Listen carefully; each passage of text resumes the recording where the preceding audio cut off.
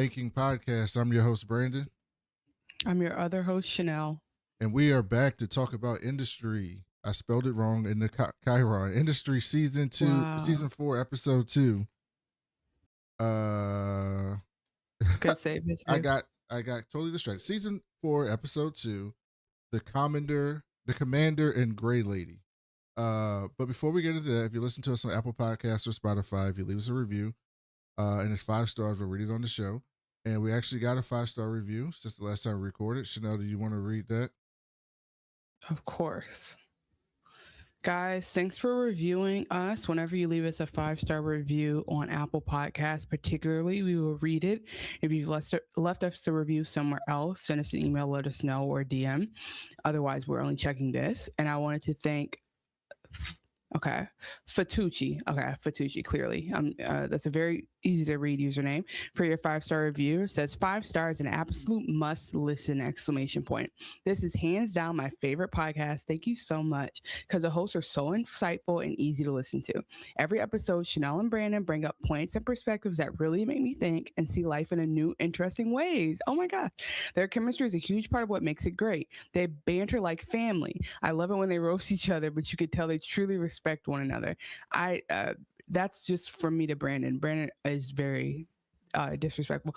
What also sets the podcast apart is how deep they go into each topic. Nothing feels rushed or superficial. Every episode feels intentional, engaging, and genuinely enjoyable. It's an absolute must listen. Thank you so much. That is such a kind review.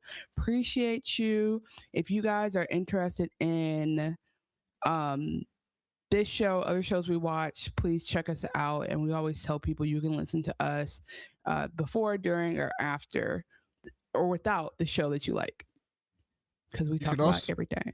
You can also watch us on YouTube at youtube.com/@WeWasWatching, or you can just search for the We Was Watching podcast. Like our video, subscribe to our channel, hit the notification bell so you can see us go live. You can email the show at wewaswatchingpodcast@gmail.com. Tell us any theories or questions you have about Industry or Night of the Seven Kingdoms, and we'll read those on the air. We actually got an email this past week about Industry from Ben. And Ben said, "Hello, Brandon. Bon dia, Chanel." I don't know what that means. You probably know. You're more fancy than me.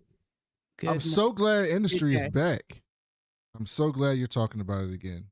You rule. I have a couple questions, if I may. First, I have a few friends who, when I talk about Industry, say they gave up on the second season and haven't watched since. I sympathize because I almost gave up on season 2. I didn't.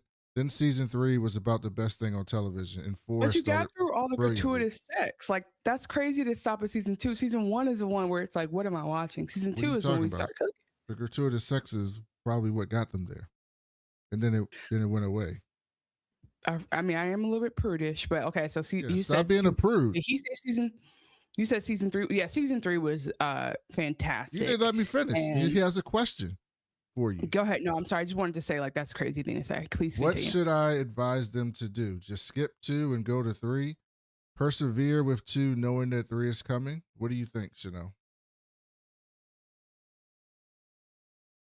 I would tell you, don't let them skip anything. You don't skip seasons of television that's episodic, because they have callbacks to everything, particularly in this show, right? That's what people like Chanel do. She goes back and she skips through the episodes, maybe read a book or something like that, and I'm like, okay, I'm good to go. Meanwhile, me, you know what I do? I watch every single episode. There was a show called Agents of S.H.I.E.L.D. All right, it's a Marvel show. A lot of people don't watch it because season 1 wasn't great.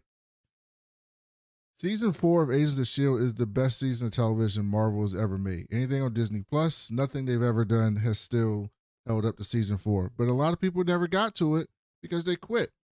If someone is telling you that it gets good, then you should watch it, because usually when shows get good, they make the seasons that you quote unquote didn't think good matter. So I would tell them to persevere and keep watching. I would tell them that we did at one point record a season 1 and season 2 recap, and it got corrupted. So just start with season 3 with us. Just watch all of our season 3 episodes, see what you think. And then if that gets you going, then go back and watch season 1 and season 2. But like, just listen to our podcast, I would say, primarily. If you watch this show as season 3, you're not going to have any fucking idea what's happening. Well, then we're going to have to go back and re-record for season 1 and season 2. What do you like? There has to be a We Was Watching equivalent, so that an Yeah, they keep equivalency watching test, like a and then they GED. listen to us on season 4. No, I Or think you do what I do. think I'm watching Star Trek, right? There's a podcast called Rebinge, and it's like the different Star Treks, like Next Generation, Deep Space Nine, Voyager. And they go episode by episode and they watch Star Trek. You know what I do? I watch a couple episodes of Star Trek and then I listen to their podcast, talk about those episodes. And I watch them and like they're already finished. I'm going back behind. While I'm going through the show, I'm watching and listening to the podcast. So that's what you do when you like the people. What I'm hearing is that we do need to go back and do a season 1 and season 2 summary. We do, because if somebody is in a situation, me and Brandon had this debate off night. If someone's in a situation, they need a way to watch with us, or else we're going to lose them and they're going to forget about us by the time they get to season 3. So, guys, we will give you a season 1 and 2 recap, even if it's me talking to myself. It could be ASMR if you guys need that. Just let me know. But in general, I think that's what people deserve. But yeah, put that on Siren. I do genuinely think that season 3 is a different story.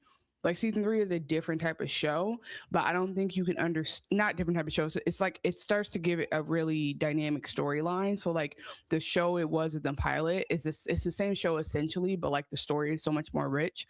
So I could actually foresee someone being able to understand the show from season 3, but you miss out on the ethos of who Harper really is and why this is her show and this is a thrill ride. Like you miss out on that if you don't start from day one orientation at Pierpoint. So I don't know. I think like dive into it, watch it, and I don't really have a lot of sympathy for people who can't get through stuff, because I've had those moments too. Like I'm just like everyone else. I started WandaVision and was like, why is it black and white? I'll come back to this later.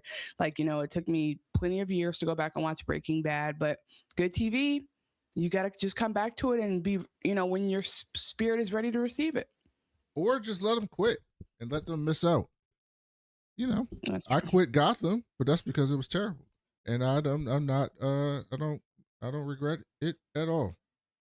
Not even in the slightest. I don't know. I think the other thing too is sometimes I watch stuff just to I really do watch stuff for the moment, because I couldn't tell you what happened in season 2. I simply don't remember. Oh, that DVD.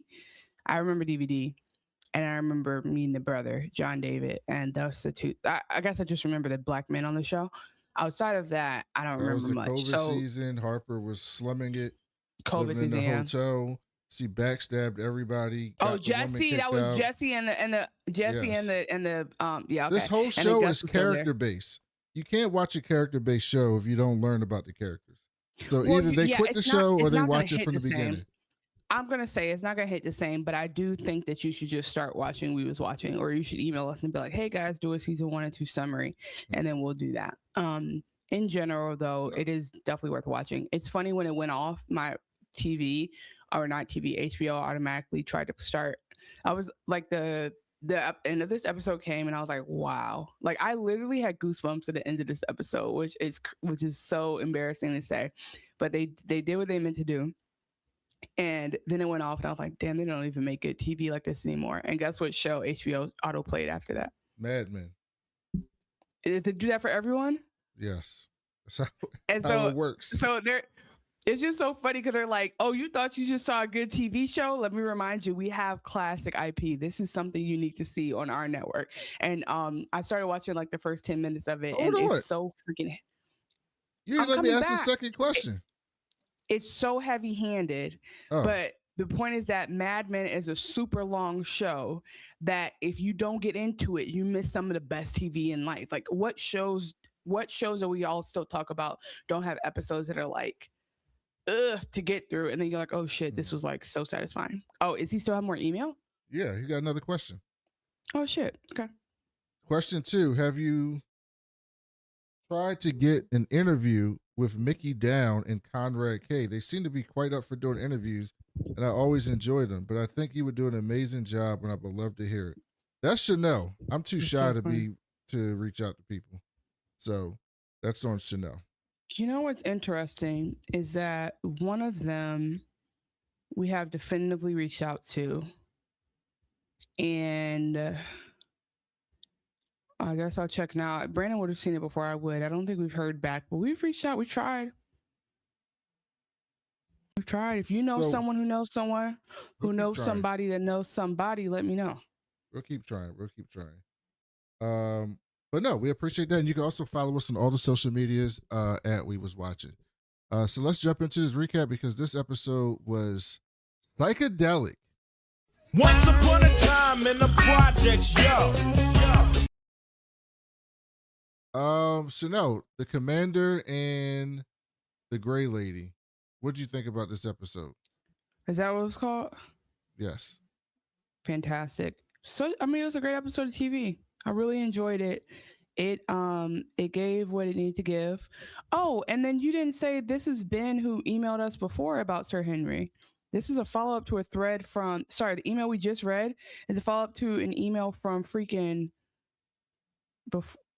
didn't he email us before? Yeah, I didn't think it was relevant. No, Ben has emailed us like years ago. Yeah. Hold on.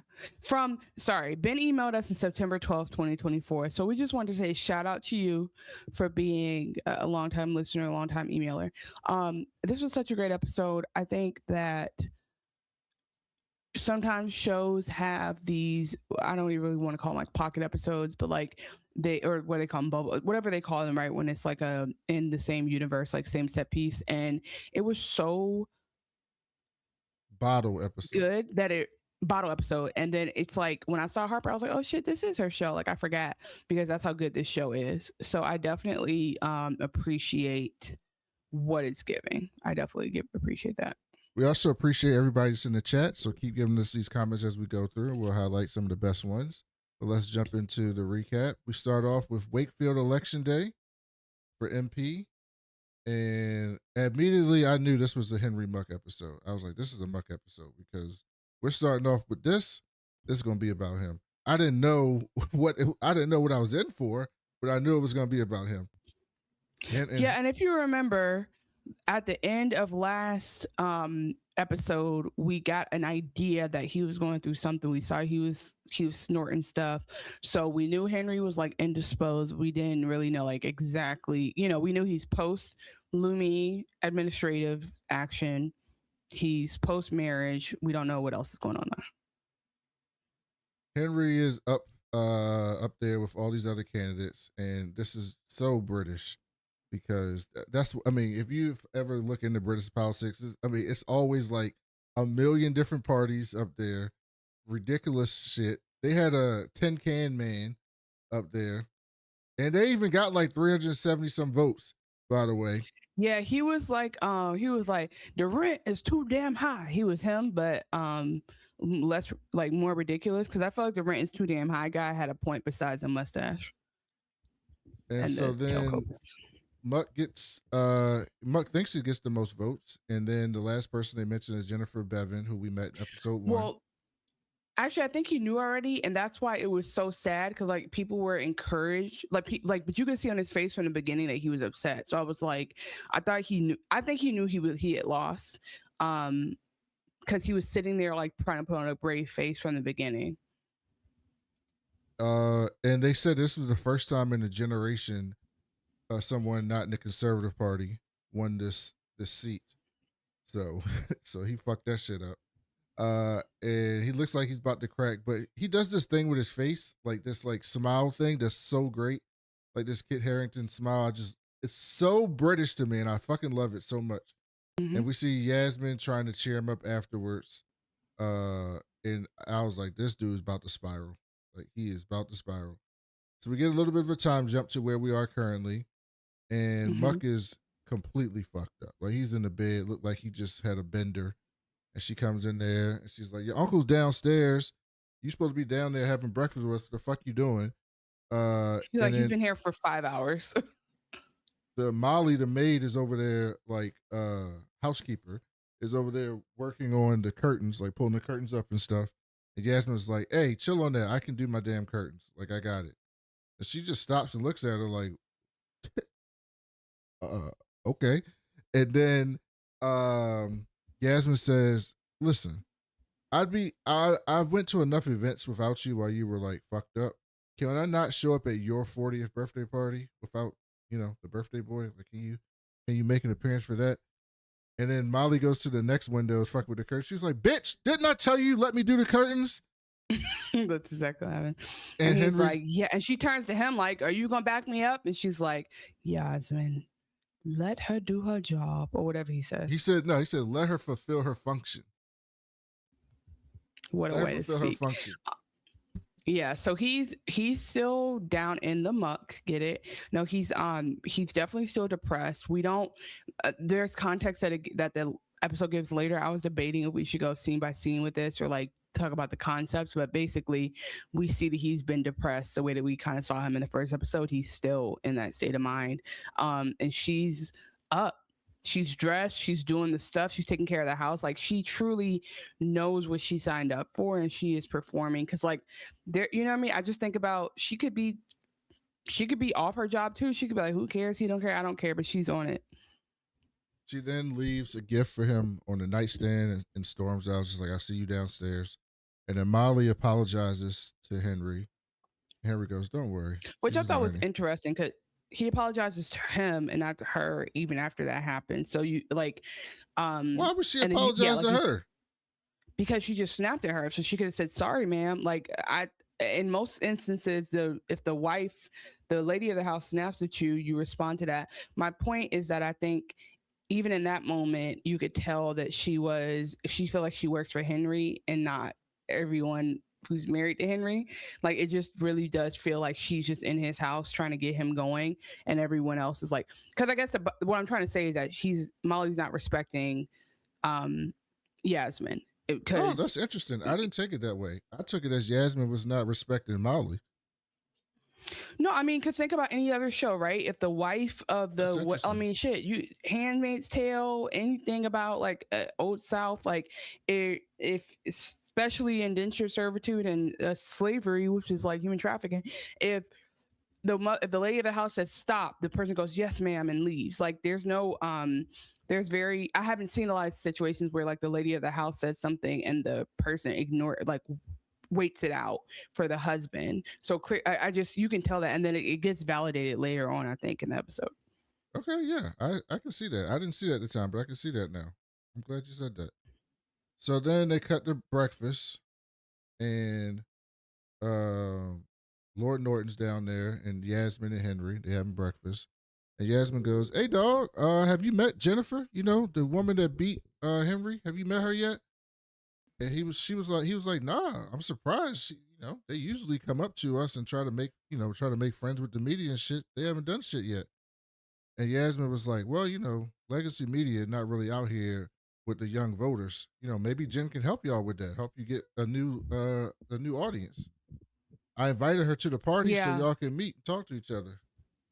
I appreciate Yasmin being so proactive, and I also wonder if it's like people who want to do good business don't want to do business the old way kind of thing either.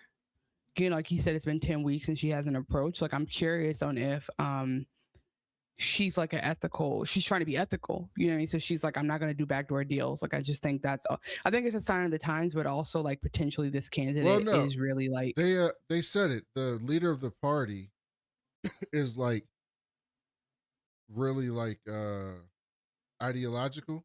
And so she says to him, she's like, "Look, I believe in the ideology, but like I also don't think it helps us to piss off everybody." So that's why she made the overture to him at the party, because she's trying to play both. So she's trying to do both at the same time.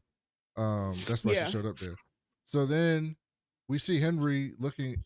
He opens the gift that Yasmin gave him, and it's his father's watch. She got it fixed up and shit like that. And that clearly sent him down a bad path. Yeah, he immediately excuses himself. And I wonder, I think it's a function of she doesn't know what that means to him. And I do think that's kind of crazy to take. I was trying to, Yasmin's my girl and I really feel for her. And I feel for her, but I'm also like irritated with her. I feel for her. I feel sympathy. I'm mad at her because she chose this life, but then I also see the value in it for her ultimately. And the reason why she chose it over Robert, because it really was a choice of like one or the other. And anyway, I think it is a little bit presumptuous to take someone's parent who passed away that you didn't meet owned and repurpose it. But I think she does know him better than I do. But clearly, like you said, it set something off. We see later why, but it in the moment I was like, ugh, like I don't even know if you should have touched his dad's stuff. And he excuses himself from breakfast, and then Lord Norton tells Yasmin, like, we'll get him straight. We'll take care of him. Later that day, it looks like they're going out to shoot some pheasants. And it's a bunch of rich dudes out there. Also, shout out to the chat. We see you, Leah. Egregious Muck. What's up? Human Help. You there too? We see welcome back, Human Help. But we got a clip. And Jam Mom was here and said they hadn't watched yet, so they'll be back. I got 3 clips this week, Chanel. And this is the first I hope clip. you got the clip from the bar. That's the only one I care about. You realize your behavior is unacceptable. Oh, so this is Lord Norton running up on Henry because, he's clearly been spiraling a little bit. Acceptable. This listlessness is one thing, but when it manifests as apathy for your life, your wife, no one expects you to be uxorious, but you're being callous. What's the path out of this? SSRI, CBT, another cocktail of acronyms, praying for the right dosage at the right interval. Some other arsehole telling me to make sure my eyes see sunlight first thing. Why don't you try So he already telling us that he suffered from depression right there, right? We know that. And he's been prescribed medicine, SSRIs, to kind of help him with that. And he clearly don't want to take the motherfuckers right now. He don't want to take them, or they didn't work, or whatever the case. But he knows that he's going through something. And Lord Norton. Oh, go ahead. You can go ahead. I'll just say all my thoughts too after you. Oh, I was gonna say, and Lord Norton, to my surprise, was not. And throughout this, you'll see, he at no point in this conversation was he like stunning him for being depressed. He's more so being like, you used to like want to fight through it, and now you just like wallowing in it almost. And he was like, do you want to try something else or something like that? So it was really interesting, like how this took, it kind of caught me by surprise given the context of these characters and their stature. What were we gonna say, Chanel? Yeah, I think is Otto related to him by blood? Otto is, or is it like god uncle type stuff? Because I feel like what I'm picking up on is that's actually his uncle. You know what I'm saying? Like he actually cares about him. And I think what we know already is that his father passed away, and we know there's some type of mental illness. And so it's like he has family money. He's trying to like do his thing. The generation before him, they were all either successful or like martyred in a way. And so now he's trying to make his own way. So I think that, like you said, his uncle, having probably grown up with his brother having this, understands that it's a mental health thing, and he gives like his version of the get yourself up, like figure it out thing that everyone, I think, not needs to hear, but like it's an intervention of sorts. I did think what was very interesting is that, because I didn't know what this word was, so uxorious, he says uxorious, that actually I thought that meant like, he says like you don't have to be uxorious, meaning like you don't have to be like, I thought he meant like you don't have to be like super happy and gay, but what it actually means is you don't have to show an excessive fondness to your wife. So in hindsight, this whole speech is about him saying you are being a bad husband. Like, not so much like, bro, you're not getting it together, you don't have a job. He's like you're neglecting your wife, which that blows my mind, because I think he really, I don't expect any of these old men, especially like in, the way they got introduced to us is like the board of evil shadow directors, right? Like, I don't expect them to care about Yasmin's happiness and like her station in life. But I think in hindsight, his whole thing, this whole episode is like, bro, you're going to lose your wife. I mean, he's going to say a little bit more about her in a second, but I thought he was more worried about him, and then like the wife was an afterthought. But he really is like, yo, Yasmin's here to help you, and you're going to like chase her away because she's not like one of the women who's like, you get divorced in 2026, So I think I really fuck with the uncle this episode. And the last thing I want to say is, as he talks about SSRIs, and he talks about lithium.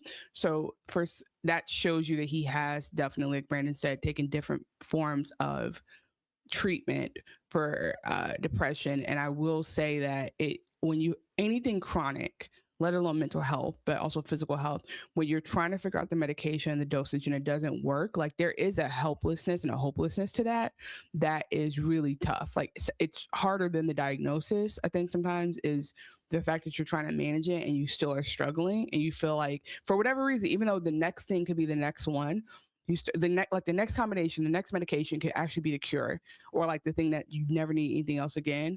You start to feel hopeless, like, oh, nothing's gonna work, because you feel like something's wrong with you in general. So I think it's just this conversation about mental health, or what he doesn't say about mental health, is so deep, the whole episode. Some other arsehole telling me to make sure my eyes see sunlight first thing. Why don't you try lithium again? They also say that. Better than this. Do you love her? Of course I fucking do. The lithium muted everything. He's so short. He's such a short man. Or is his uncle talk? Well, he said, because it made me fought. What's so funny about that is, like, he really would rather have abs than have happiness. Like, that's crazy. I mean, that's a tough decision, to be honest with you. Tough Like I decision. said. Everything. I mean, you try living your life without feeling the upper reaches of any emotion. Oh, no. Mm. Hang on a moment. Your father so wouldn't have bad. indulged. Well, no fucking shit. Didn't end up indulging it in himself either. You need to find some structure. There's only so much she'll take. Where's she gonna go? Really? That's rude. I find that to be rude. Why? Because he's acting like Yasmin also made a choice. Like, where's she going to go to access old British money? Sure, she might not have that many places, but she has options of where she could go. You know what I mean? Like, she's not stuck. Yes. But do we remember what happened that led to this? Right? It was all the Her shit about father her and everything. and her family. But I'm saying she could have went to, but if she could have went Wild Wild West with Robert and started a cannabis company. I think that's what I'm trying to say is, if she wants to be filthily generationally rich with the old money respect of a name, no, she doesn't. She's not gonna be able to pick that many other bachelors like Henry. But if she wants to have a happy life, she has other options. Oh yeah, and I think she got plenty of options. that's why I don't like. Yeah, 100%. Yep. Probably happier had she let it go. Inheritance. Today was always going to be difficult. He loved you. No. He left me. Do you know what would have been more loving? A fucking vasectomy. Deep. So then at that point, Muck takes the gun and points it right at Lord Norton's chest and says, at his gut. Yep. "What if I finished you? What if I kill you right here?" Well, no, he said, "What if I? You ever heard of the American Vice President Dick Cheney? What if I pulled a Dick Cheney on you right now? What would you do?" That's what he said. Now, first of all, Dick Cheney is like, he's shooting straight. Dick Cheney is shooting off warning shots. Dick Cheney didn't. No, I Dick don't Cheney know shot his friend. No, he did, but Dick Cheney at least pretended like he had the duck things on, and he pretended like he can't hear. It's not a Dick Cheney to put the shotgun to this tummy and pull, but I do understand what you're saying. With that said, though, he there's witnesses. You know what I mean? Like, there's only so much the papers can only leave so much of this out. But I do like, this is how I know that's actually his blood uncle, because like you said, he takes a gun and puts it closer, and he's basically like, shoot me or get your life together, but like, you're gonna have to do something. And that's care in a very unhealthy way. Like, this is like breakthrough. This is his uncle being like, get it to like, do something like with your life. You are wasting it. And so he says, we always knew this would be tough. So 40 is around when his father died as well. That's what we're gathering this as we go, and this is 40th birthday, so he's like putting it on his head. And I cannot wait till we get to the end. And that's almost why I want to tell it backwards, because I think the reason why this episode is such a great episode is because of what it speaks to. Like, it can speak to so many societies, so many generations, so many situations. Like, if you have anyone with mental illness in your family, you can relate to this. You know what I'm saying? Like, that's a relatable ass episode, even though it's sad. Lord Norton says, what you feel inside isn't going anywhere. Either ignore it, drown it out, fix it, or integrate it into your life. One day you will find that you walk out the woods. What do you say? Again, like all jokes aside, genuinely, that is care, because I think that like going back to this like sense of hopelessness that you can have with mental illness, or like not being mentally well the way you want to be. You think like, okay, I'm never going to be cured, but it's not about cure. It's about like one day you're managing better than you were before, and that's all you need. You know what I'm saying? Like there's we have this like ideal of everything being perfect, and then you realize like that's just not a thing. Like sorry, what I'm trying to say is like, when you find out you're diagnosed with something, you start to feel like, okay, something's wrong with me and I need to fix that thing. But in reality, if you recognize that we all have a thing and you just have to figure out how to manage your thing, it just gives you so much more hope. And I think that's what his uncle is saying. And he's kind of doing what was me. I also wanted to say before, actually, remind me, I have a comment. Somebody left a comment about Otto when we bring Otto up. It's not even apropos right now, but don't let me forget. Okay. After that, we see that Henry's in the bathroom taking a bath. And mind you, he still has a six-pack, so I get it. He was like, hey, I'm not getting rid of this. If they bury me, they're going to bury me shirtless. And I said, why the fuck is there, not only is there carpet in this bathroom, there's an area rug on top of the carpet in the bathroom. It's so British. That's a very British thing. You know, I guess they don't drop water. They don't spill. I guess. That sounds like mold to me. Yeah, like, what are they vacuuming? I will say this. I mean, the tub in the middle of the room. That was boss. Irresponsible. I mean, that's that old school stuff. That's that Phoenician scheme type shit. But I'm just saying, like, I'm not interested in it. Like, I like a nice little walk-in shower. And this is how you can tell I'm so Western and so modern, because I'm like, yeah, that's all cool. But who's gonna keep cleaning that tub out? Oh, Molly, the help. Okay, got it. Well, maybe Yasmin. She want to do her job any other time. Yasmin do want to scrub, but I think there's because Yasmin had helpers, but like Yasmin grew up with, the whole thing is like her nannies were freaking girlfriends to her, super young statutory girlfriends to her father. But I don't think she had like the old school help, like the old money help the way that he does, like the spoken and not heard type stuff. And so I think that she's just adjusting to that a little bit. I don't think she wanted to get the Mr. Bubbles out. But Yasmin walks in and you can tell, like, here's the thing, Brandon, did you recognize at the start of this episode, we're only like 3 months past their wedding? Yeah, I realized it was close. His like level of depression to me felt like we were a year and a half in. Like I was like, I would be so. Do you know how mad I would be? And this is actually a metaphor too, because it happens a lot in marriage. You know how mad I would be if the day after the wedding you were like, oh, actually, I'm mentally ill. What?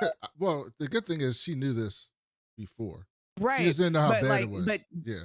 Exactly. Like, and even still though, it's like you drop into a depression the day after the wedding, and then I'm just like, oh, like, and it's inconsolable for 90 days. Mm-hmm. You didn't fail the probationary period. We're still in annulment land. But anyway, I obviously, like, they're married for real. Like, she should stay with him and work with him, sickness and health. But that actually would blow my mind because she did not see it coming, and that it creates even more fear around marriage. Leah says Hanani give new money. Yeah, he does. I mean, he's a publisher. That's definitely more new money. No, it was definitely 100%. Yeah. I mean, like, world class, all over the place, filthy rich, but like definitely not like somebody wipes my. There's this joke. Did I send it to you? I did send you the joke. Did you watch the Stavros stand up I sent you? No. When did you send me that? It's a YouTube video, and anyway, Stavros Halkias, he has a joke about how we talk about this, how you have to face scan now to see adult content in UK, like how we talked about that at first, the issues of the first episode of Real. And he jokes and he says, like, does somebody have to bring like the king an iPad on a silver platter and be like, you're a royal jerk off, sir? Like, do they have to go through all this proper stuff? Like, Yasmin doesn't come from like Yasmin doesn't come from that's somebody. That's the type of content we need. Yeah. I appreciate that. That, So- but I'm just saying, Yasmin doesn't come from that level. Like, she doesn't come from like silver platter for your key that you ask for in money. You know. Yasmin comes in and says, "We don't really look at each other like we used to. I want us to look at each other again. Stand up." So he Another stands up, intervention. and he does it so proper with his hands behind his back. You know, just standing there. Okay, first of all, buns. Second of all, we get HBO is so gratuitous with nudity all the time, but we couldn't see it all. That was Kit Harington's choice. Maybe he's embarrassed. We get Mahala. Maybe he's embarrassed with what We he get got. Mahala all the time. She just be giving. I'm just like, you know, I mean, equity, equality. Mahala don't got nothing to be embarrassed about. Maybe he does. You don't know. He's a short man. So then she then approaches him at the tub, kisses him, and starts jacking him up in the tub. And Henry was just not feeling that at all. She was just, yeah, it wasn't gonna happen. And so, by the way, so I watched a YouTube video about this episode like 10 minutes before we went live, and it was the funniest thing of all time because the whole entire video was just this person shitting on Yasmin, just like how Yasmin for 3 seasons or for 4 seasons, her entire solution to every problem is something sexual. It's always sexual. That's all she cares about. But we've talked about this. There's a reason for that. They call her a human fleshlight. Okay, that's far. That's deep. It was so She's funny. been conditioned, bro. She's been conditioned. No, the YouTuber was like, I get it. I understand why Yasmin's like this. And they even went to it later in the episode when we saw something with her family. But they were like, that's still been the character's thing. Like, the character's not had any growth in that context in 4 years. Because this entire episode, Yasmin was like, you know how I'm going to break you out of this depression? Sex. I'm going to jack you off in a bathtub. I'm going to say, how can you not? Look how fine I am. All right, we'll get to it. But like, the whole thing is like, I'm going to break you out of this through sex. No, you're not wrong. But you know what they should have, I will say, like, we already know that there's something weird going on. I'm sending you passwords. Don't ignore your text from me. But you know how we already got in season 3 that there's something very wrong with her dad, and there was something like there was already like an INCST is feeling there.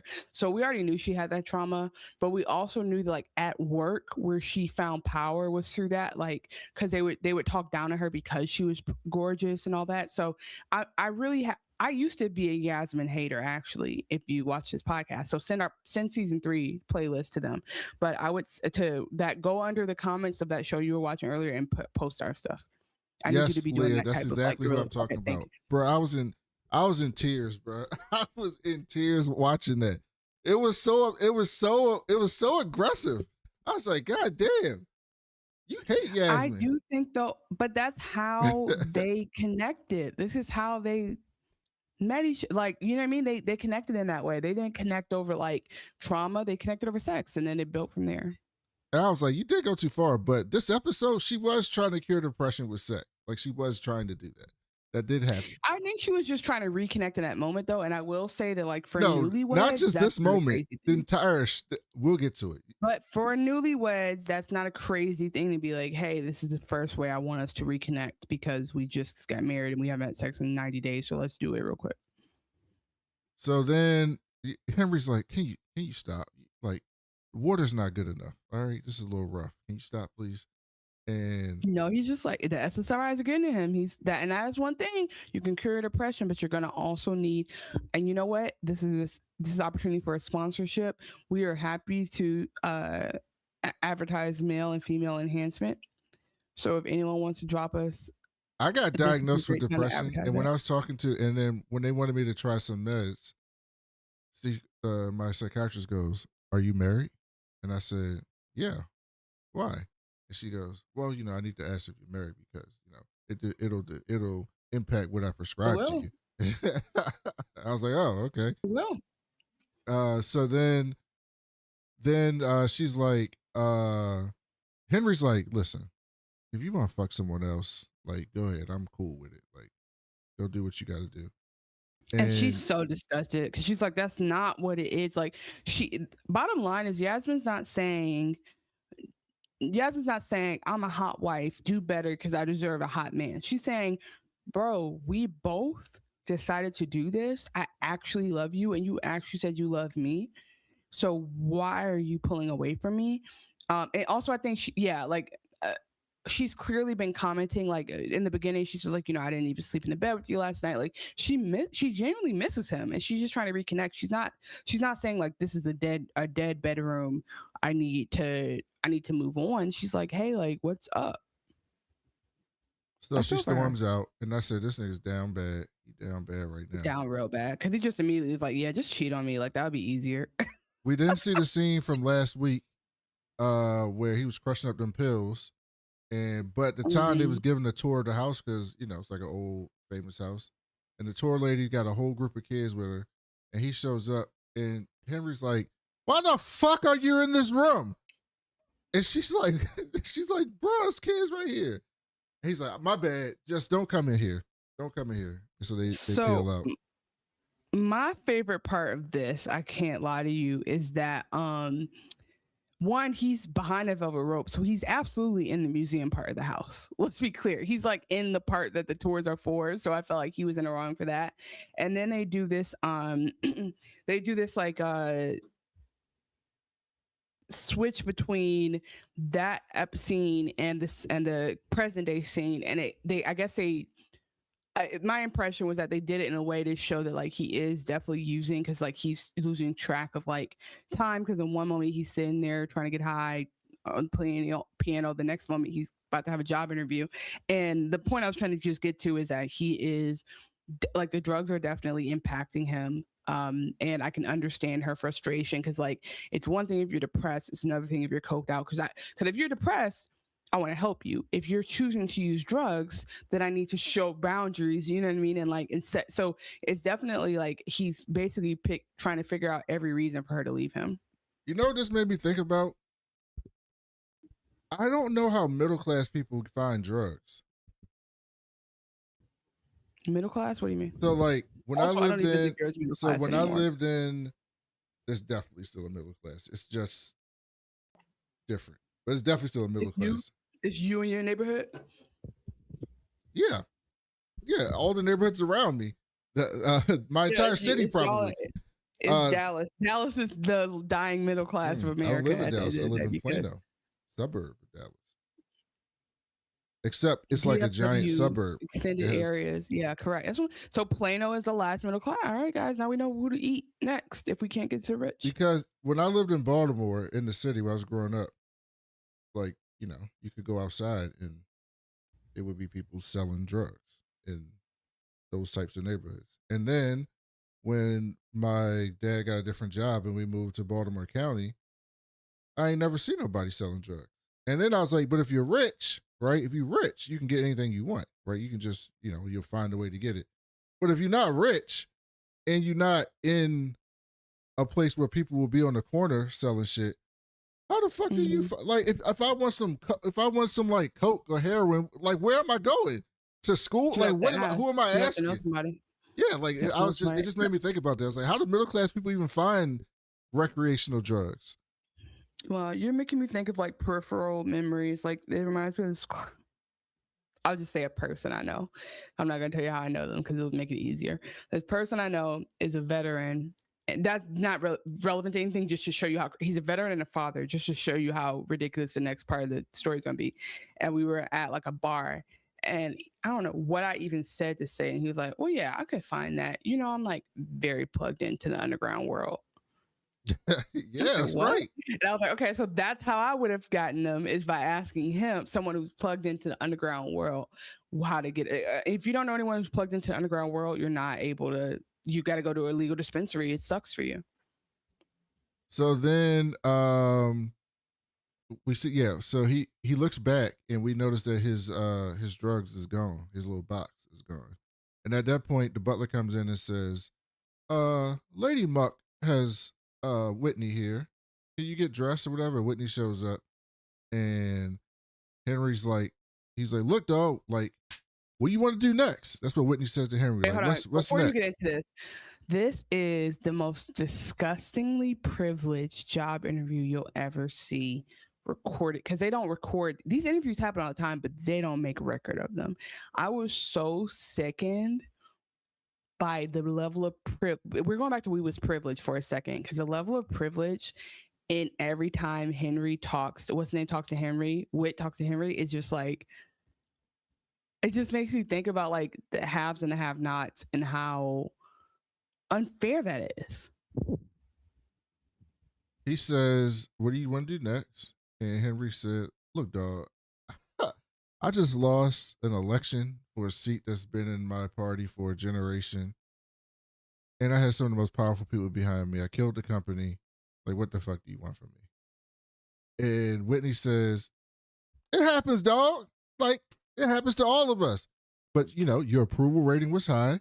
You bucked at your party when they didn't want to come with the times. Like, you went against them to do what was right. Like, you got a mind for this shit. And he was like, and the only reason you ain't win the elections because the prime minister undermined you, because his dumbass wanted to have a quick election. And Henry says, I mean, you can try to gas me up, but like, I failed upwards. Like, there ain't no second acts for that. And Whitney said, maybe not in America, but in Britain, there's a second chance for someone like you. And here's my concern. What does he mean by that? White men get second acts all the time. Second, third, they get third acts. It's expected. Like, that's such a weird thing for him to say. I'm like, I get that you're trying to pump it up, whatever, but like,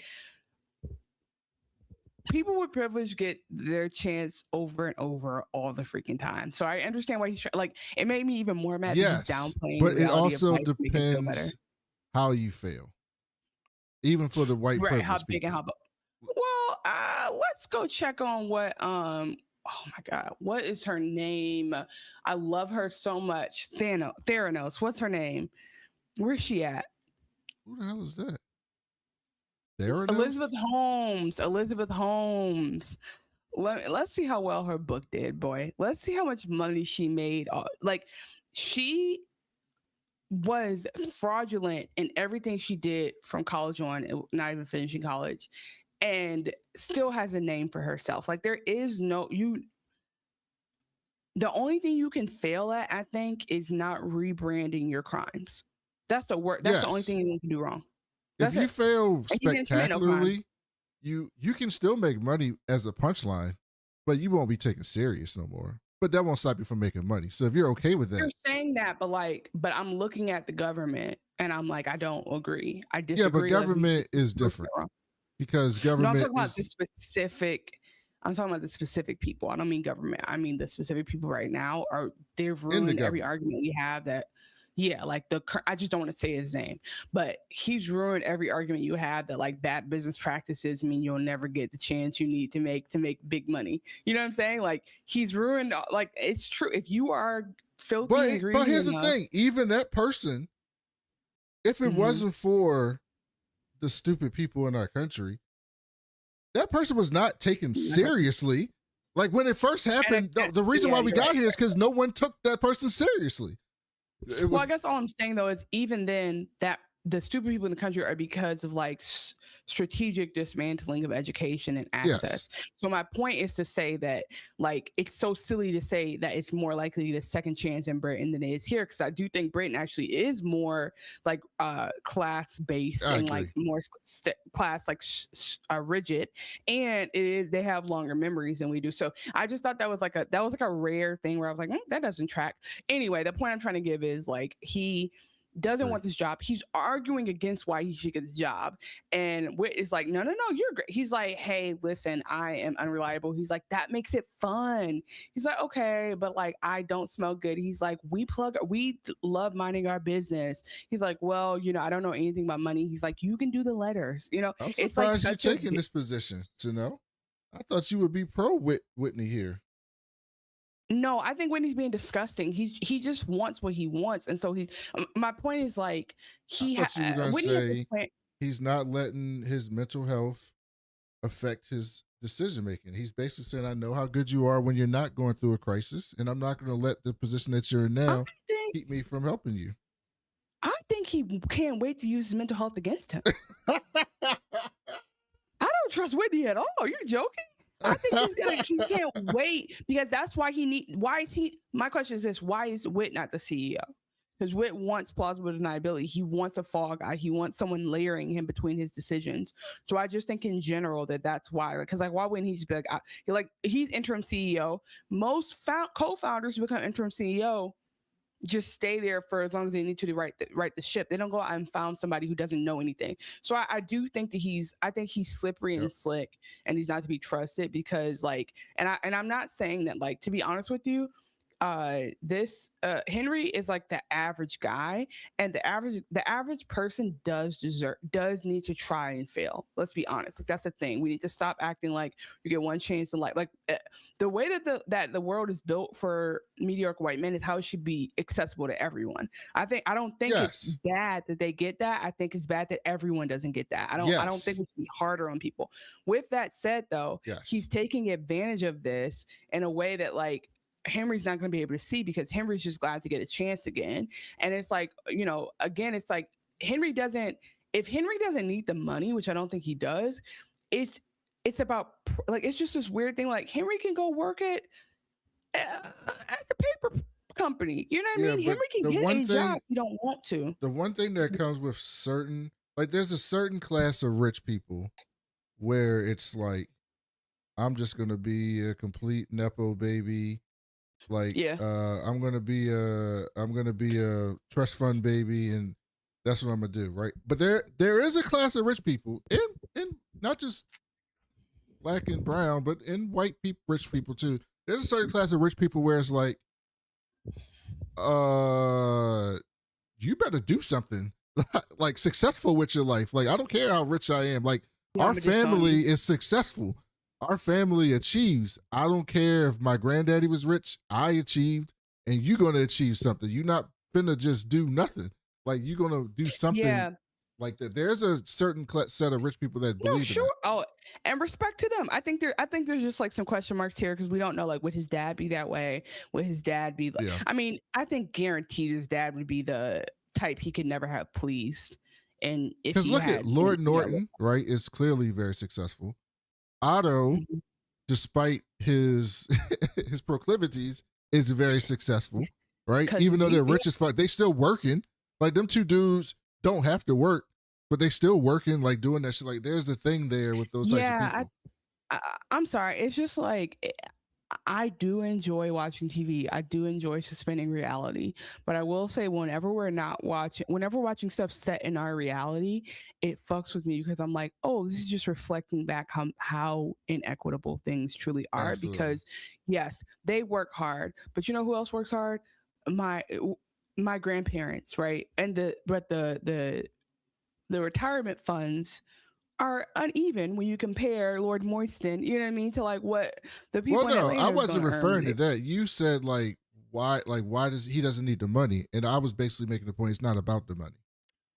Right. No, I'm just saying, right. I give you that. I'm saying on my end, it's this show is just triggering, because I want to just debate about white people stuff. But I'm this really reflects how unfair life is based on race and class. It's so, and gender. Anyway.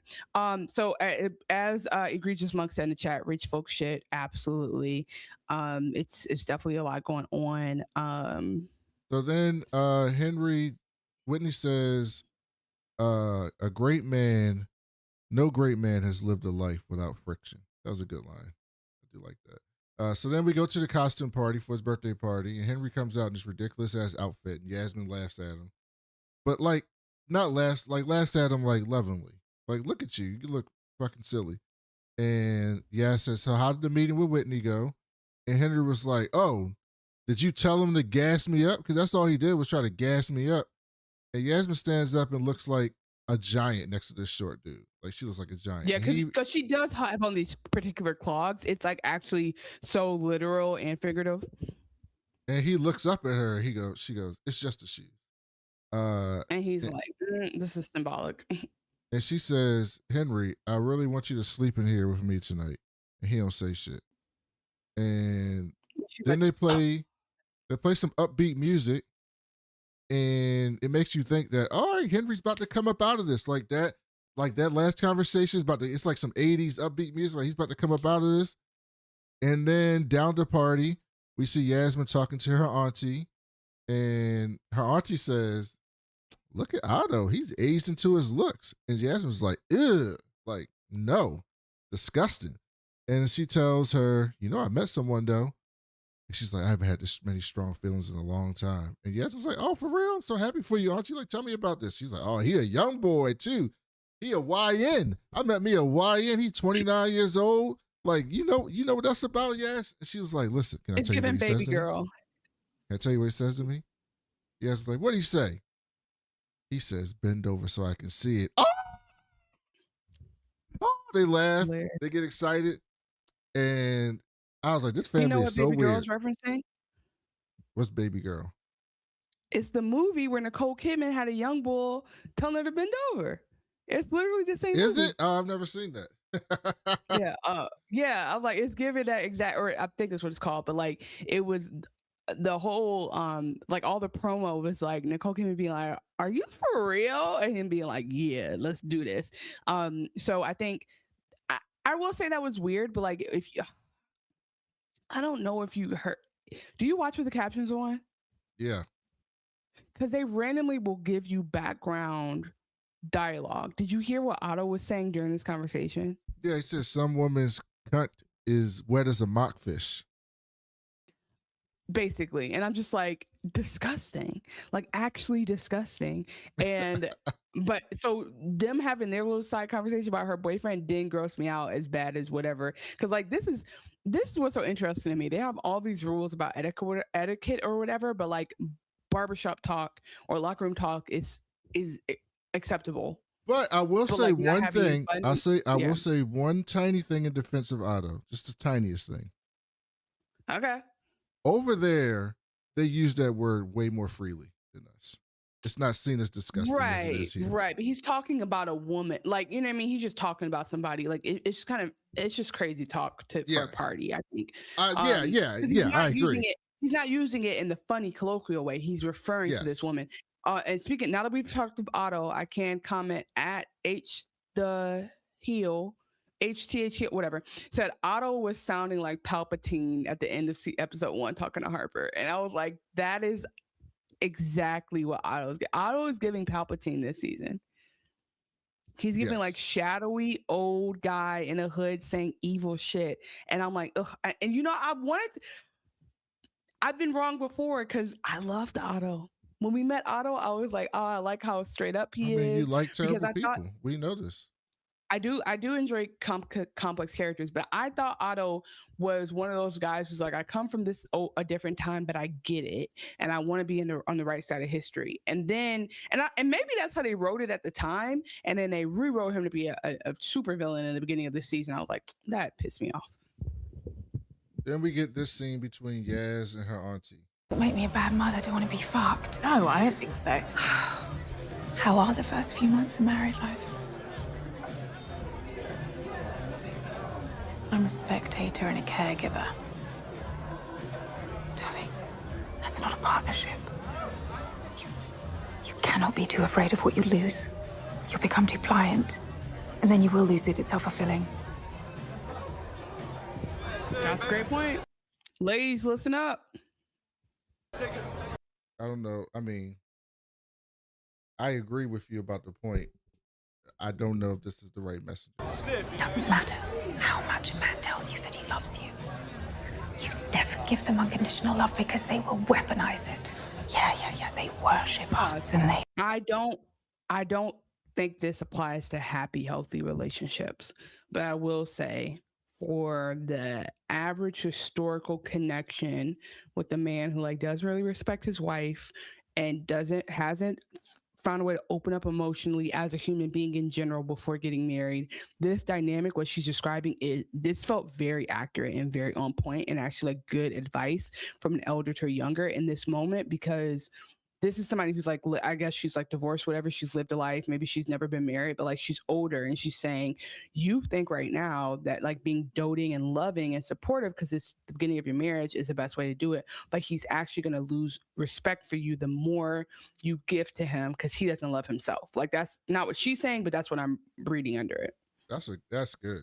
I like that. That's a good But Leah was like, I thought she was gonna drop some wisdom. Leah said that is Botox. This is Botox. She did drop some wisdom, Leah. It's just a bad messenger. It's just a oh wait, no, she said, I thought she said Botox Chanel. Leah said this, she looks like Cersei with Botox. She does look like Cersei from the side. I'll give it to her. I'll give it to her with the boat. Yeah, I'll give it to her. Fill us up with their secrets and load us up with their insecurities, and then they fuck all their fears into us. And then they kill us. Over and over. Lovers, fathers, husbands. It is the historical common denominator. They love murdering women. A little dispassion. It could save you. Get off your knees. Everything she said was right. Stand up. I will say this. I don't know if I want to hear that like too much, like all the way to that, like 2 months after I just married a dude. Like I agree with what you're saying, but I'd be like, yeah, I agree. I got to be better. I don't need to be unconditional to him. I need to, have a spine and try to, get him back and get myself back so that he respects me for me. But you didn't have to go to a million like right now. We could have like progressed to that. This conversation didn't have to go to a million. I agree with you, but I think that this does call for it because again, like this means since after the ink dried on the marriage permit, they got home with the cans clinking behind the Rolls Royce, and he immediately started doing drugs and being depressed. Well, so it's no. When they got home, he fucked the shit out of her that changed her life. You're right. That's what she said. They laid down. So they had one sunrise. They woke up, and he was never the same. So I think what she's saying is like, hey, you're way too early in this for you to be doing what I think you're probably doing, which is doting on him and loving on him. And I do think there's also something to be said about being very careful not to morph into your husband's mother. You have to be very thoughtful about that. So I think like and it could sometimes be the end of the relationship, but like it's better than creating this like dynamic, especially if men have only really lived with women who are their mothers before you. It is so important to be like, hey, I am not here to take care. I'm here to support you, but I will not take care of you. And if you can't take care of me, whatever. And then that also goes back. Yeah, they're still in the honeymoon phase, as Leah says. But the last thing I want to say is it goes back to like, are you dealing with a drug crisis right now, or are you dealing with a mental health crisis? Because those require two different approaches as a partner, and she's stuck in between both. I feel like her answer would be the same to either one. Right, but like the truth is, if he's on drugs, you need to have some boundaries, and if he's mentally ill, then you need to have some support. So it's like, damn. Jennifer then shows up without a goddamn costume on. I was like, who is this prude showing up to a goddamn costume party looking like a politician? What are you doing? But in hindsight, the opposition showing up with the uncle who does the newspapers dressed up, it's just an invitation to be in the tabloids like, oh look, there's no difference. Labor Party is actually playing us. They're deep state, and to put it in American terms, like, yeah, but no, hold on. Lord Norton is not the opposition. Remember his conversation. His newspaper backed the Labor Party. He's media. Right, I guess he's media, but I think that like people know he's still, related to Muck. So I think it's like, it just would seem to like, it's kind of like when, man, it literally is like when we see, this is not the example I want to give, but it's the one I'm going to give. It's like when you see George Bush like fawning over Michelle Obama, and you're like, y'all should just never be in the same room. Like, I really don't care, but I'm like, ideologically, we should not be finding commonalities between y'all. Like, we need to keep church and state separate, whatever that means. Like, I can't have y'all acting like, because it just also makes you like, I got news for you. The ideology is not that different. then. My point is, I can't have you proving to me immediately, like, hey, you know this thing you really care about? I don't actually care that much about it. I care about that's money, not. I didn't even mean it in that way. data. I didn't even mean it in that way. I meant like today's politics. When people say like today's politics is divisive, and people be like, it was always divisive. I was like, yeah, it was, but it wasn't, in the sense that like, like Ronald Reagan was horrible. He was not a good president, not good for black and brown people. A demonic entity. But Ronald Reagan also did like, what's it called? What's the word when you like give undocumented citizenship? What's it called? He didn't do dreamers. No, what's the word called when you give them naturalized? Like what? I forget what it's called. It's a word for it. Whatever the word is. No, it's not naturalization. It's called something else. That is what it's called. That is it. Put money on it. It's like God damn it! Like I can't remember the word. It's not naturalization. It'll come to me sometime during the show. But anyway, he did like the biggest there's ever done for anyone ever, right? Or for example, in 2000 ceremony? No, it's not. It's called. I forget what it's called. It's a word. I'm saying he did like a citizenship ceremony. He gave a bunch of people like he gave the most undocumented people citizenship. It's like when you forgive. So it's like not forgive. It's not forgiveness. It's amnesty. Amnesty. Yes. And that's what he did. And for the most people of any president ever, right? Because it was just like that was what you do, right? Or like in 2005, I was reading an article about this today because it's MLK Day. And around this time in 2005, 20 years ago, 2006, around this time 20 years ago, Jesse Jackson was like going different places to say like, hey, you know, we got the Voting Rights Act coming up, like make sure y'all are up on it. And people were looking at him like it was alarmist. And this was like during George Bush, right? And the Republicans had both the House and the Senate, and the Voting Rights Act came up for renewal. And it was 100-0 in favor, right? They just all voted yes. Like everyone just voted yes, right? And so I say that to say not that people were better or good, but there was a time where like there were certain things that people were just like, all right, yeah, like that we can be in the same room. We can talk about these things. Yeah, like that doesn't think exist John today. McCain was sincerely racist. I think he like participated in racist systems, but I don't think that he but that doesn't exist today. Now it's like if you see someone talking to someone from that side, like what are you doing? Like you can't possibly have anything in common. I gotta be honest though. I think that like I hate to say this, but I can't speak for all two-party systems. It's like just like I don't want to speak for every instance historically of socialism or I do think it can work, right? But I guess more democratically. But the point I'm trying to make here is I think the problem is this country and its political systems were never founded in good faith. Of course, there was never a time when we genuinely were not trafficking human beings or telling some humans are evil or bad or worse or less than other humans. So it's kind of like, yeah, like I think I've been feeling gaslit all my life by politics. And I'm like, what do you mean? That's my friend across the aisle. He doesn't believe I'm a person.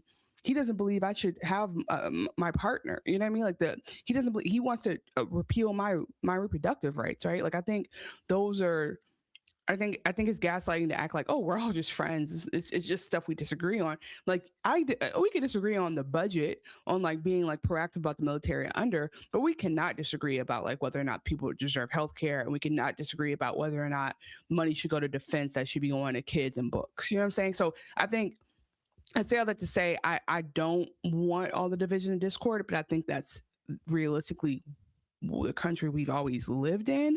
And I think that that's what's been so ironic about people that are not people of color coming to see that in real life now. And it's like, okay, so anyway, we've talked about it, but like, remember when the 92% warned your ass? Like, and remember when Black people have been telling you how they've been treated by institutions for a long time, and you were like, just the bad ones. And now you're seeing how things go rampant. Cool.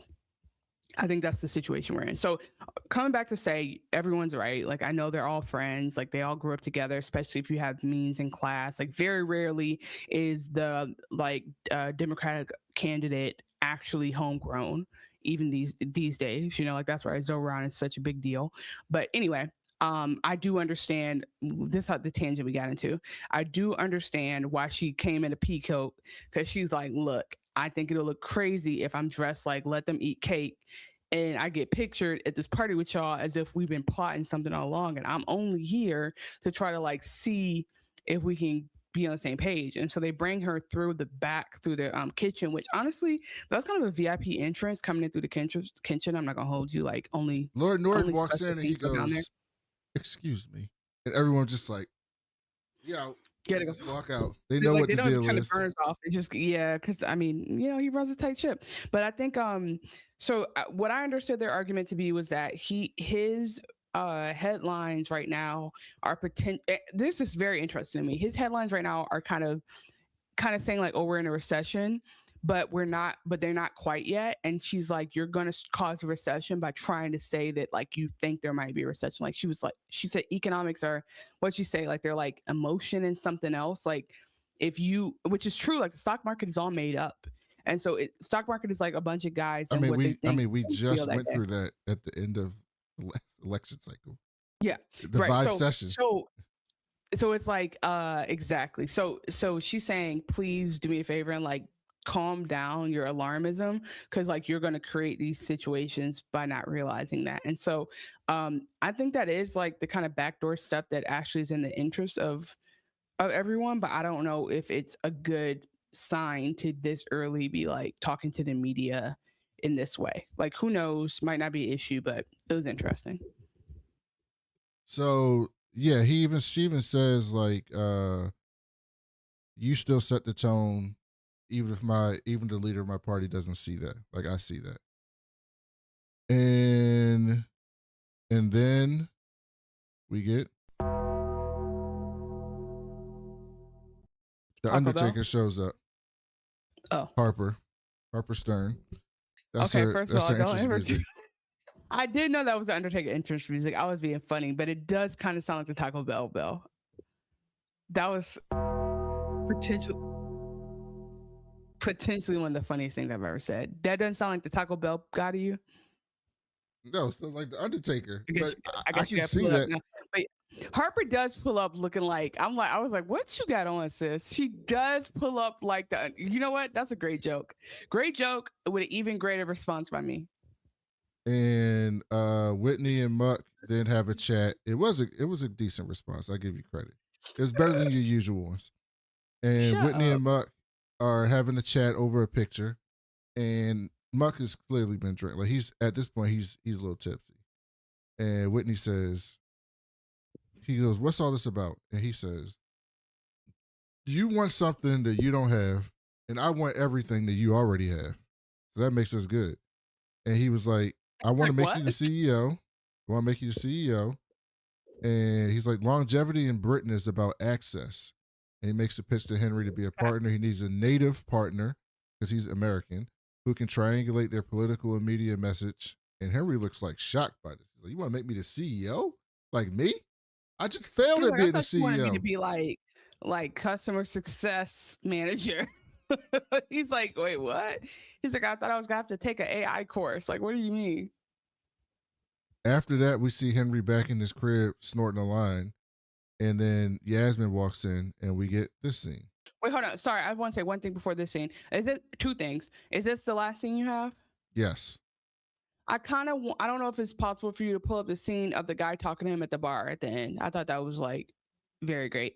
And then secondly, what I just want to say, I forgot to say this earlier. He's being so self-aware in a way that I think men of his like life never have the opportunity to do, because he is saying like, I failed forward, I didn't whatever. I don't want him to be depressed about it. Like I do want him to feel hopeful, and I also don't want people to gas him up and like make him feel larger than life. I want him to feel like just right. But I do think there's something refreshing about him being like, yeah, I messed up a lot, and I don't know if I should have millions of dollars. Or no, he's not saying that, but he's saying I don't know if I should control other people's money anymore, or I don't know, you know. And I think it's crazy how big and how often he had to fail to get to that point. But I do think it's good that he got to that point. Henry, if someone admires your talent enough to offer you a new purpose in life... Sorry, talent? What fucking This show is insane. The reason why this show is insane, they have this entire deep conversation. Look at their outfits in the back. Like, look at the set that they're on. He's Winnie the Poohing. They're in their bedroom, and she still has a full Marie Antoinette on. His hair's all fucked up. He's got Coke on the table. Like, this is an insane television show. Like, this whole set piece is like insanity. Talent. Tell me, why did we buy that? By the way, I text Chanel. I said, these Brits be acting. They was acting right here. Oh, I thought you were watching Night of Seven Kingdoms. Shed in Wakefield if you didn't even vote for me. Grow up. I've never voted. What fucking difference would my vote make? What, for the proletariat? Crazy. Oh, I'm sorry. Too close to home. That's one. Hold on, that's a one knock against Yasmin. What do you mean you didn't register to vote for your husband? You're crazy. That's funny. What does that mean? It means my circumstances are fixed. They're fucking cast iron. There's only one consequential thing I can do with my life. Oh, God, Henry, what is this suicide as poetry bullshit? Do you realise that oblivion won't be macho? It won't be cinematic, you stupid fucking idiots! It will be procedural! It will be boring, and it will be small! Another event for me to organise! That is an insane soliloquy. You unalive yourself, it won't be cinematic. It'll be small, procedural, boring. Something that I just have to be an event planner for. That is insane. Also, what's just crazy too is what's his name says later about funerals. But yeah, it's like I love when Yasmin lets it rip, not against Harper. I like when she does against men, but her going after him, I think is so like, stop romanticizing this idea, because what we find out is like he's just thinking, okay, my dad died by suicide, I'm gonna die by suicide. That's kind of the thing that's the through line here. Like, he's like, I can't shake it, I can't get from under it. And she's like, why do you think this is poetic, bro? This is not Dead Poet Society. Like, do not do this.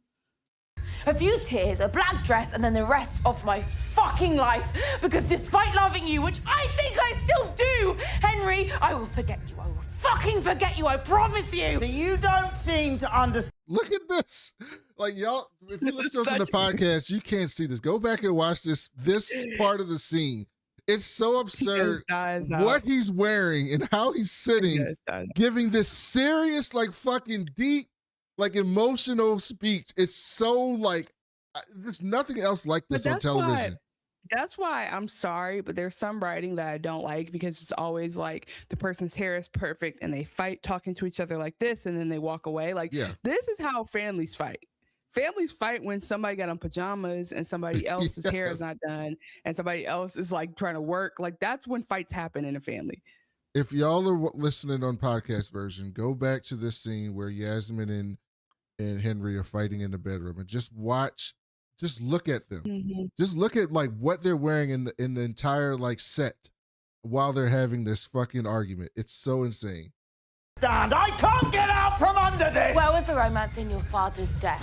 Where was the fucking glamour in that? How dare you ask me that? You told me he walked out onto the moor one morning and was alone. It's not true, is it, Henry? Your uncle told me. He also told me that he frittered everything away and lived here under his brother-in-law's charity. Shut the fuck up! You don't understand what the fuck you're talking about! Don't touch me! You want to be so fucking self-involved and self-pitying that you are... Look at you, you're fucking disabled! Not me. If you don't take Whitney's offer, we are going to have a serious conversation. And it won't be emotional like this. It will be fucking practical. Do you hear me? Where are you gonna go? What, you're gonna walk back into the slur of your family's name? We have a... I'm glad he asked her that. I'm glad he asked her that. I love how they talk, man. It's so good. Yeah, walk to the slur of your father's name. So but I think good. but my point is, he thought he had her. He thought he had her in the corner. He's like, oh, where are you gonna go? And she's like, sir, I'm not dumb. I'm not stupid. Watertight prenup. Oh, roll up your sleeve. Listen to look at the emphasis he puts on watertight. It's so great. What, you're gonna walk back into the slur of your family's name? We have a watertight prenup. Watertight. We have a watertight prenup. I love it. Oh, roll up your sleeve. Go on, roll up your fucking sleeve, do it. He then rolls up his sleeve, and he's clearly using. His arms fucked up. And she said, there's a clause in the prenup about being high. He says, what about the adultery clause? And she about slapped this dude. And she's like, you're so stupid, bro. Because you've been trying to gas me up and I haven't been doing it. I've been here watching you. She says, I've been unfulfilled and I still haven't fucked nobody. And she was like, put on your big boy clothes on and try to go face the public. And she says, when we got engaged, you couldn't keep your hands off of me. She was like, I hate to. This is what the guy was talking about. She goes, no, and he's right about this moment. She goes, I hate the drug use for so many reasons, but the biggest reason I hate it is because you can't fuck my fine ass no more. And if you can't fuck me, you might as well already be dead. I was like, what are you talking about, Yasmin? What are you talking about? I do wish I had that kind of confidence about myself. I aspire to feel like this is the barometer that this man is not well. And then she storms out. In the bathtub for me with the tugboat little ducky toy. No, we have a problem. She storms out, then looks at his arm again, and then he goes and gets some pills. Was this Molly supposed to be? Is that what it was? He definitely took an upper. He took something that took him on a different ride. He wasn't. It seemed like one of those one-time use pills versus like, how you have to keep doing coke. I know because remember back in the day when you used to do a lot of coke. Mm-hmm. You have to keep doing it all night to keep your high going. This seemed like up and like you're gonna be up, then you go crash in the next morning. So it probably was some type of that. It could have been not LSD. I don't think he had that type of trip. So it probably was Molly. And it was something. Henry, he then goes downstairs. And you see that Jennifer's there, Lord Norton's there. They're all sitting around the dinner table. Egregious monk votes LSD. Oh, LSD? Okay. I think I just assumed because they always make it colorful on TV, but that probably is it. Damn, it was blue. And then he rolls up. He goes, shit, fuck, like I'm here. Like he's like trying to make jokes about being here. And they're like, ha, because they're just so glad he's here and he seems to be in a good mood. But it's like a nervous ha, like the whole room, because he has the attention of the whole room. He comes down looking great. Like, he's half dressed again. He basically has on like party rocking shades. Like he has on like them LMFAO shades. His tie is askew. He has on a pirate hat. Like he just really looks crazy. I know it's not exactly what he's dressed like, but that's how he felt. He came down looking like, he came down dressed like Jack Sparrow. And then he gets up in Jennifer's face and he goes, who invited you here? And she goes, she don't answer him. And he's like, he says something about like, are you here whoring yourself out to my uncle? And I just love the emphasis. Are you whoring yourself out to my uncle? And she goes, yeah. What? And he just kisses her without consent. And everybody's like, what the fuck's wrong with you? Lord Norton's like, you're embarrassing yourself. And he says, Leah says, like somebody crackhead uncle. That's how he's acting. Yes. He says, it's a pity. Because he's like, I love you. And I've been a disappointment to you and to you. Points to Lord Norton. Yeah, so he points to his uncle. And yeah. He's like, it's such you could tell he's just going on his own thing because he goes, he kisses her. He's like, stop. He's like, I know I've disappointed you and I love you. And I was like, oh, drugs. Because as soon as you start professing strong emotions out of nowhere, drugs. And then he grabs his dick like a 90s rapper and he says, I couldn't be the man you needed me to be. And the whole crowd was like, oh, because, everything up until sexual you're going to offend their British sensibilities with that direct talk. Harper's face was funny, Leah, because Harper's like, she was probably all about the mess. You know how she is. She's probably enjoying this. She's like, oh, she's like, I'm just home. And then someone runs up on him, the commander, and he's happy to see the commander, but nobody else is reacting to the commander. It's just people see nuance, but people see. Do you feel like you noticed that in the beginning, in that moment? No, I noticed it on the second watch. Yeah, I feel like people, they film this very well, but this dude runs up and he's like, bro, I can't believe you made it. And he's like, yeah, of course I made it. And he's like, why are you calling me commander? But like, it's like a nickname they have. And he's like, all right, I'm about to please pull up the last comment. Please.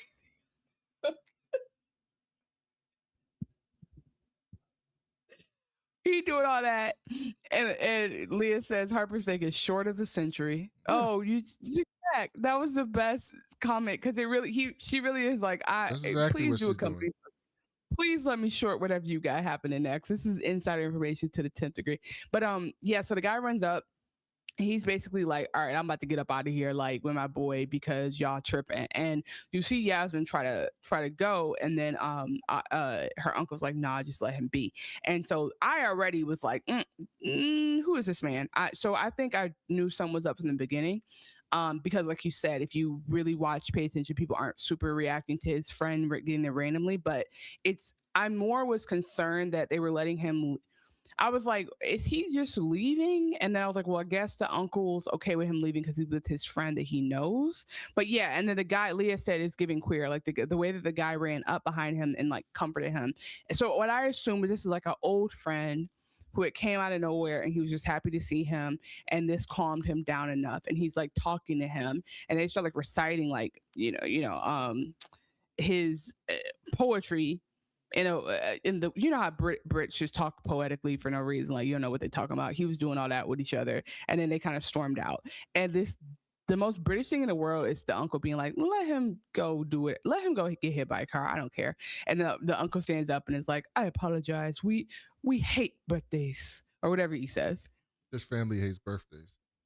So then we Which cut is to a such local pub. Funny apology. And this is what is, I mean, I don't know where they are in Britain. Maybe they're in the countryside. But like in America, someone as famous as Henry Muck probably wouldn't just be like at your dive bar at the corner, like just chilling. Either that or this is his village that he like ruled over. His family like has a castle in the corner that they all know of. And so they're like, I hear you. I just think that like British, they don't have like there's no point in sitting to the tabloids. It's kind of just like, oh, hey, what's up? Like, it's him. Let's not get in his. I mean, I wish the world was more like this. this. I do feel bad for celebrities in the sense sometimes where it's just like, oh, for sure. You can't just go just go like, I just want to go to fucking Fridays. Like, can I just go to Fridays and get a skillet? No, you can't just go to Fridays and get a skillet. Yeah, sorry. Leah said, I think this is his town. I feel like they used to, because she walked, I didn't even recognize Molly because Molly didn't have her outfit on. She maid, where's your maid outfit on since you want to be a maid? And so anyway, Uncreated Artist, welcome back to the chat, says, I really was wondering if he was previously introduced character that really did integrate that so well into the scene. I had no idea that what he was happening. And then Leah said, like, Rishi's community, is that like, you mean the pub by his I think they yes because remember how like Rishi's late wife, their family had like a pub that everybody went to and they owned it, and it was like down the street. So I feel like they know it. But anyway, Molly's like, oh my lord, and I'm like, please Molly, like, and Rishi like, wasn't even that rich. Yeah, this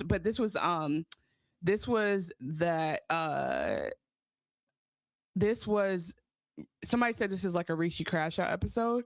I'm like, 2 in a way, yeah. And yeah, okay. And then Leah's prediction is that the maid likes him, and I'm like, probably it's definitely age inappropriate. That maid, all jokes aside, need to be like 65.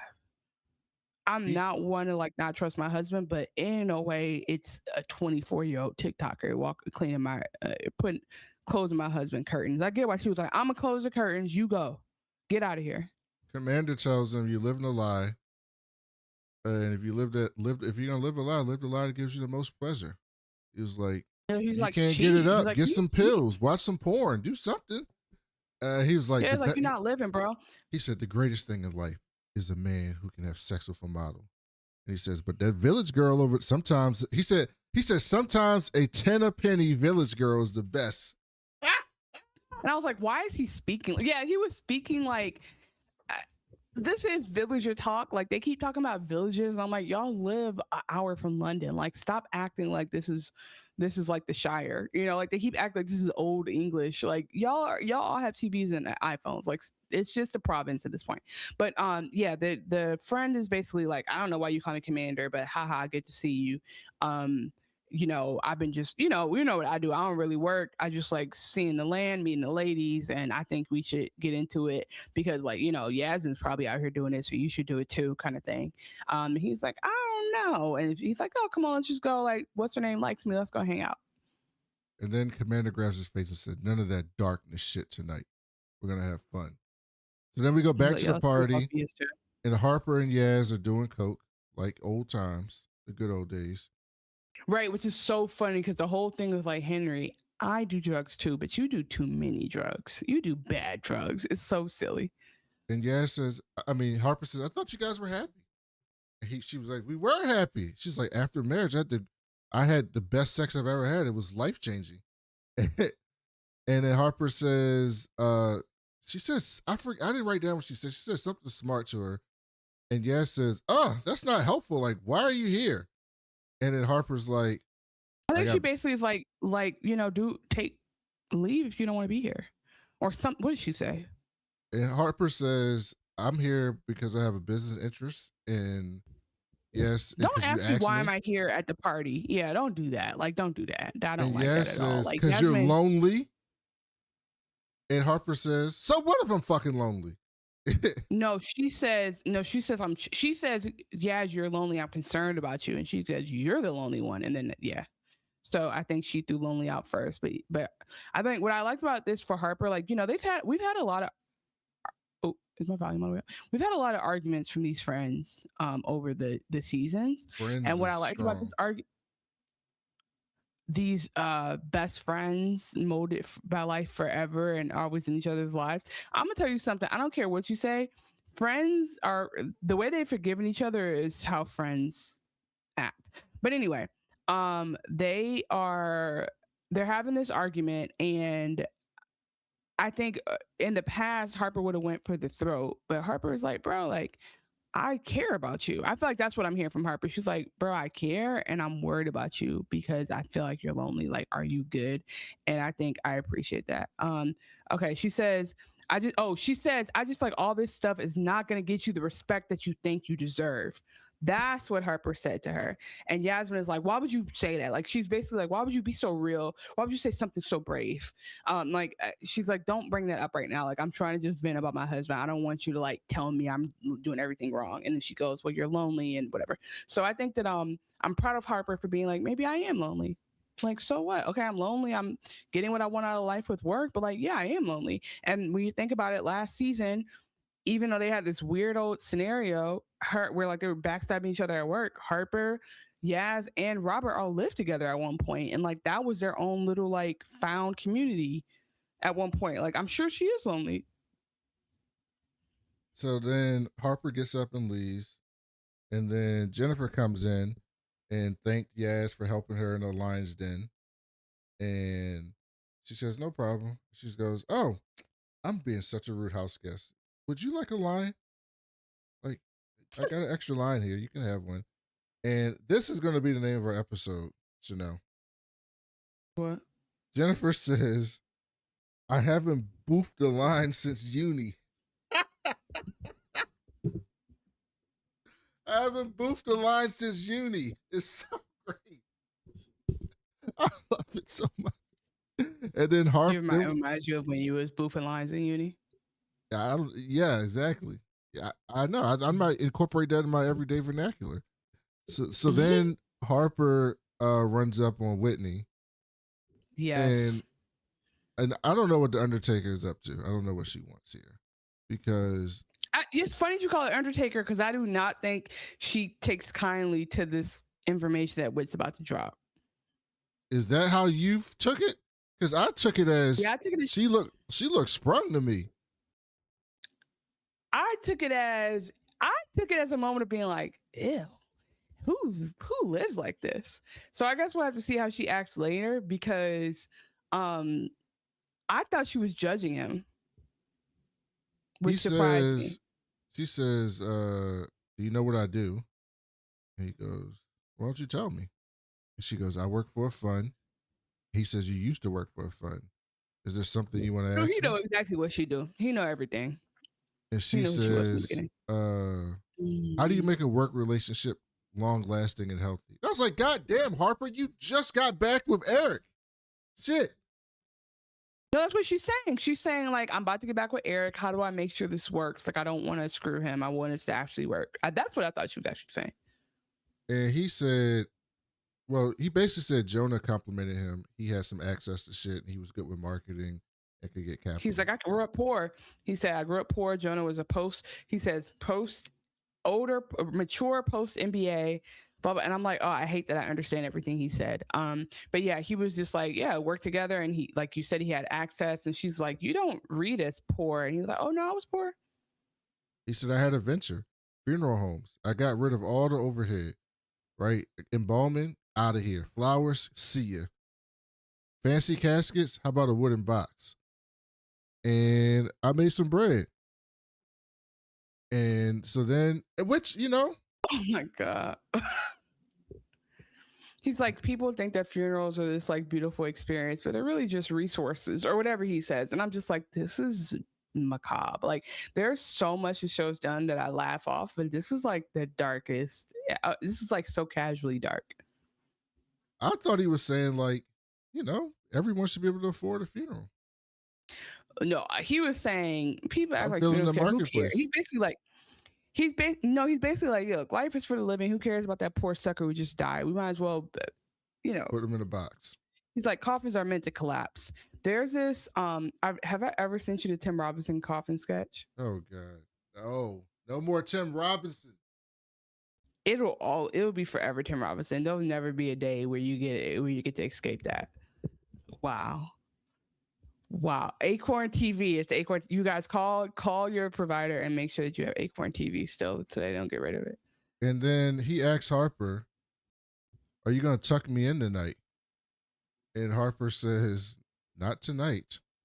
So I imagine they must have been fucking more than that one time we saw last episode for him to say, are you going to tuck me in tonight? They covered a lot of bases. They created a fifth base for that night, so I hope so.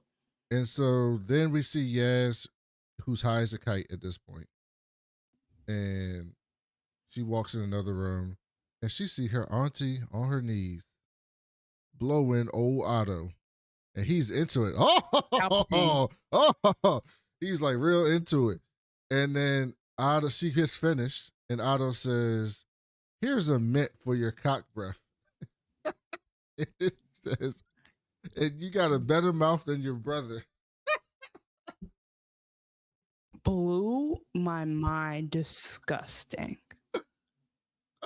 I wish I could make that the name of the episode. A mint for your cock breath. That is fucking fantastic, but I can't do that. Disgusting. Maybe if I put the asterisks in there, I can do it. No, please don't. Just leave it. Just go with what you already felt like doing. That's such a great. And she goes, oh, thank you. I needed that mint. It's so fucking funny. And Yasmin's at the door just completely disgusted by this.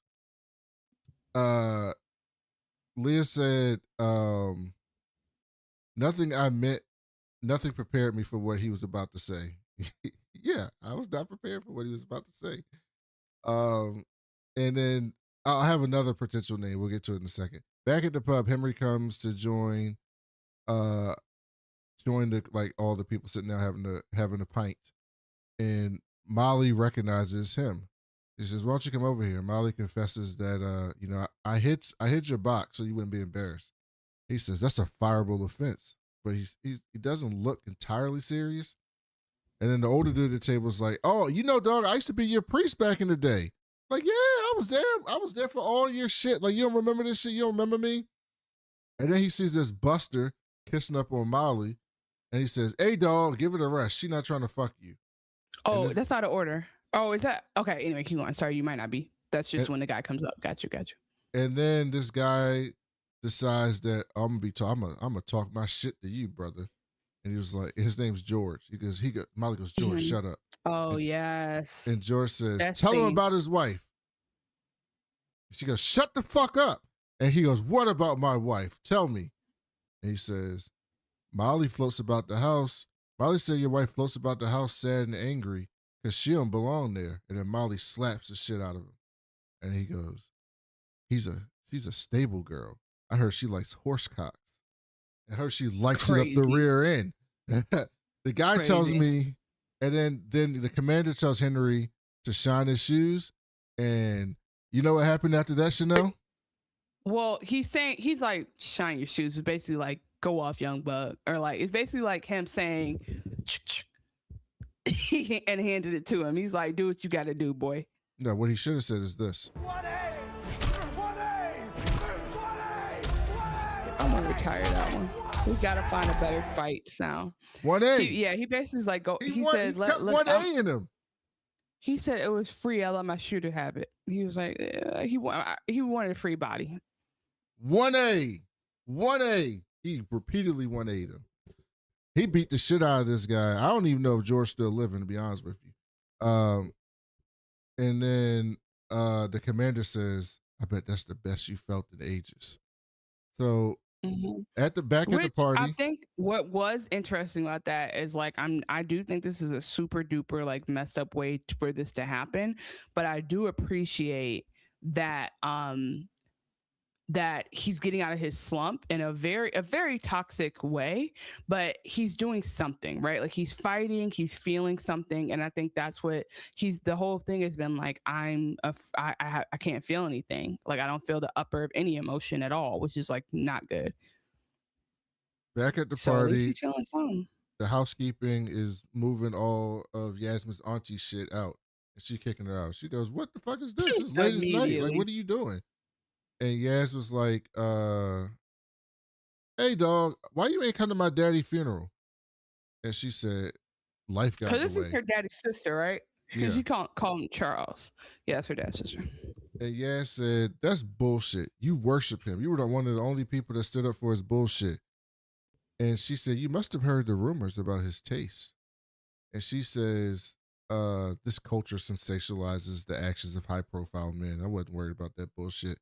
And she said, your daddy was a true eccentric. He didn't care about life's boundaries. And Yaz said, so with you? He didn't care about him with you? This is the other name of the episode, Chanel. She said, we had a very bohemian childhood. Disgusting. He's giving flowers in the attic, bro. Did you look up bohemian childhood, Chanel? Did you look that up? I have an idea of what bohemian means. I'm not interested in any of this shit. A bohemian childhood involves an unconventional, free-spirited upbringing, often characterized by artistic expression, anti-materialism, and non-traditional lifestyles like communal living or traveling, seen through memoirs like Alexandre Ador or in modern contexts as a wellness bohemian trend. Yeah, but that's not even correct. No, that's why it's funny. Yeah, because I'm like, you're trying to act like y'all were like hippie children and y'all ate granola when everybody else was eating applesauce. Like, no, you were doing weird, like, it is, because the question does become like, again, everyone who's assaulted does not become an offender. But the question is, what happened to him to where he's like that? And what happened to you to where you're doing this at this party when you don't, like, because it confused the hell out of me. I'm like, is Otto paying bills? What's going on? Mm-hmm. And also, what was the dad doing? No, she was attracted to Otto. She said it earlier. She said, look at Otto. He wear his age good. But it seemed like, right, but it seemed like this is something they used to do. This was not the first time this has happened. So it's like, and she also mentioned Charles. He also mentioned Charles was just as good at it. So I'm like, what were y'all doing that you know this? What was the deal?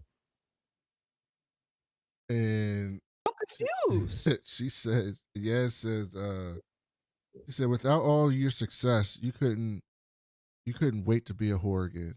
How did he taste? And she takes the mint out of her mouth and throws it at Jazz and says, you tell me. And Yaz says, pathetic. She said, and then her auntie says, hey, Yaz, guess what your daddy told me? Your daddy told me he was going to terminate you until he found out you were a girl. How about that? And I said, God damn, man, this family is fucked up. This shit is so fucked up. It is messed up, right? But I'm just like, I don't even think that pierced her armor. She's like, I know who you think I killed my daddy. you think I don't know how my daddy was? Like, she's like, you're not about to hurt my feelings talking about my father. I grew up with the man. And I think that there's also something to say, like, growing up as his peer and growing up as his child is actually probably two different things. Like, as a child, there's so much less power, and as you grow older, like you know what I mean, you'll never surpass your dad as a child. So I don't really, yeah, the aunt is foul. I still, like, I'm gonna have to, I don't like looking at other people's shows when they talk about our shows because I don't want to be influenced. But yuck, as Egregious Monk says. But I will have to look at somebody break this down for me because I'm just a tad bit confused. In general, though, what a turn of events. And I'm proud of Yasmin for being like, but I will say what's kind of messed up here is she would never think about kicking out Otto. She would never be like, why would you disrespect my auntie like that? Right? Like she lets him do his thing because he has the money and the power. And I think that's what I don't really love about her. Like at least let the lady sleep there, because she's like, you ain't gonna get no Uber out here. We in the middle of Worcestershire, baby. It's a wrap for you. But it's like, why are you taking so much? Also, like, wait a minute, why are you taking so much pride in kicking her out? And like, sex is a thing that you use for power too. So I just don't know if I understand what actually she's a happened hypocrite. there. She apologized, and so she says, and this is I remember now why I hated her in season 3. Yaz laughs it off and goes back upstairs. When Yaz goes to her room, she sees Hayley in the hallway sleep. Hayley's the girl from last episode. That's that Whitney's assistant. She has a familiar face. I know she's on something else. She has a really familiar face. And she apologizes. She's like, hey, dog, everyone was moving this way and that way. They ain't know where to put me. And Yaz says, I got a room made up for you. And Hayley was like, that's crazy too, because it's like, you're telling me there's no more rooms? That's insane. They were just gonna leave the assistant in the hallway. And Hayley was like, or I could just lay up with you. And Yaz looks at her and was like, all right, like, then. Cool. And then Hayley was completely taken aback by that. She was like, oh. I'm sorry. I meant, and she's like, all right, fine, I'll get a room. Whatever you want to do, I don't care. And yeah, so then Yaz was like, all right, then go to your fucking room. And then they show Hayley smirking when she left. Yaz could have messed up, but Yaz could have messed up her prenup loophole that one night. Later at the pub, Henry worries if they should call the police, and the bartender's like, we know self-defense when we see it. And so then the priest who buried his father comes to talk to him, and he goes, oh, you remember my face now. You, we know self-defense we see is crazy because he literally just talked shit and got hit. But okay, cool. It's really more just like this is giving this is his town. He then tries to talk to Commander, but he ain't answering no more. And the priest so at this point, this is you didn't pull this scene up. Were you able to? Mm-mm. Okay, so this scene really, I think this scene was like the whole point of it all. So the guy is like, hey, I know you. We said this earlier. He's like, I was there at your funeral. And he's like, yo, you were this little sad kid. And because again, this episode is really poignant to me. He was like, you're this little sad kid who, everyone wants to think the kids don't know what's happening. So they try to talk above them or around them. So that they don't like make them sad. But he was like, I realize now you knew exactly how sad this was. And we know now, like, he did know. And he was like, there's some stuff I wish I had said to you. Basically like some encouragement. And this was giving like when, like in the church, when an elder tries to like just speak some, like it was giving like, I want to speak these words over you, which I think was like very important for me to hear. As Brandon said, Commander's on the side of the bar and he's like trying to get his attention. He's not listening. And that's when I said, oh, that nigga's not. This motherfucker right here is not real. They are not real. What did the lady say on the plane? This motherfucker is not real. And so he says, but yeah, so I'm getting the quotes right now, but what I miss is that when they cleaned up the guy that he beat up so brutally, they go, oh, he's fine. Do you want a pint, sir? I'm like, this is definitely this man's bar. So anyway, the priest is like, I really needed to tell you something. He says, I wish I got to you that day and said these words because they're comforting. And I thought they weren't going to tell us what he said, but then they start using this as like, what happens next is that we figure out that the commander, is actually not there. The commander is his ghost daddy, who came back with him for this night only, because the way that he actually died wasn't that he walked off the edge of the pier and whatever. It's that he hung himself on the main tree while Henry sat from the second floor and watched him do it. And so Henry somehow, some way, was able to watch his dad do that. I can't believe And his industry dad did did it. this. You can't. No, I cannot believe they did. I'm not mad at it. I just can't believe they did a hallucination angle. Oh, I thought you meant like the making the child watch his father die. That part you're like not even phased about. Yeah, okay, so because what they do is like the reveal all happens at the same time, and I was already like, that's either his dad or another version of him. Which, so I gave myself brownie points that no one cares about. But basically his dad is like, yo, we had a good night, and Kit is like, don't come back, because I think again he realizes like you're an omen of something else, or he didn't realize it was his dad until he started coming down from it and sobering up with the words. And we find out it's his dad because like he shows around his neck where he's like, do you want me to show you where it hurts, which is where his wound from hanging and from lynching himself.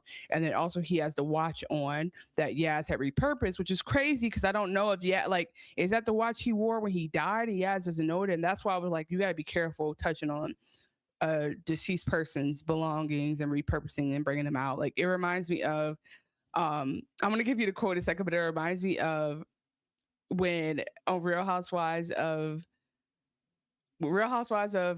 New York, or it was Girls Trip, they were at this one eccentric one's house whose husband she loved so much, and he had been like dead for several years, and like she always honors him. And one of the friends pops up in pajamas, and she's like, where'd you get those from? And she's like, they were in the back of the closet. She's like, those are my dead husband's pajamas that haven't been worn since he died. And she was like, oh. I was like, why would you go through this lady's stuff and have on this? Like, people never know when stuff is like important and special to people. So I just really think you can't be touching on heirlooms unless somebody's like, this is my dad's, he left it to me, I wear it every day, whatever. So anyway, we find out that like his dad is basically like, damn, Grim Reapering him. And he's like, I'm about to come for you. He's like, I'm gonna see you soon. I might not see you today, I might not see you tomorrow, but I'm gonna see your ass soon. And so Kit, it makes sense now that he's been like saying, I can't get out from under this. This has to happen the same way, because he feels like he has the same mental onus as his dad. And so the priest said, long before morning, you will know that what you are seeking to discover was a thing you had known all along. And sorry, I'm trying to read the thing. Okay, so then we get him going into, so he walks himself back to the house, and I think what the dad did was I think he put the rope over the tree and then put the rope in his neck, sat in the car, and then maybe like sped the car off so that it would like choke him. I think that's why the car was there. So Henry goes to get into the car that his dad died with in the same garage and starts gassing himself.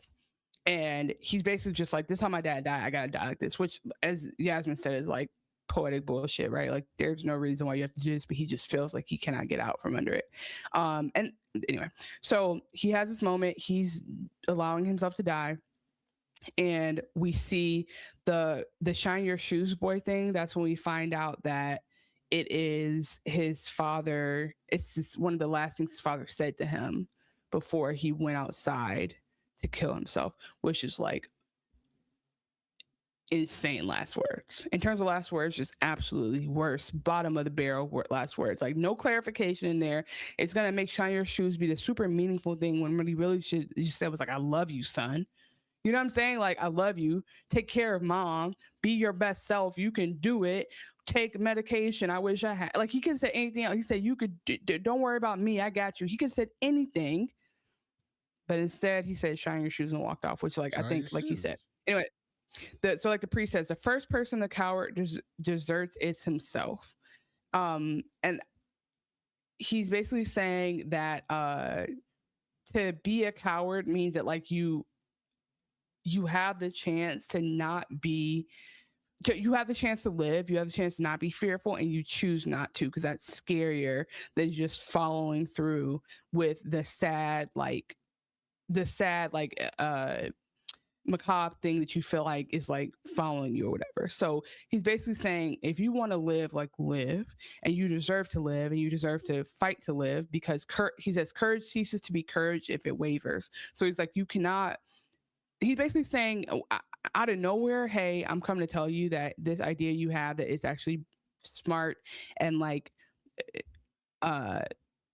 important for you to die this way is not true. He says we choose to be ruined rather than change. So I thought that was like a very poignant thing that the pastor says at the exact right time, when he's sitting there thinking about whether or not he should die like his dad did, arbitrarily, honestly, because he just doesn't see anything beyond that for himself. He doesn't have a job.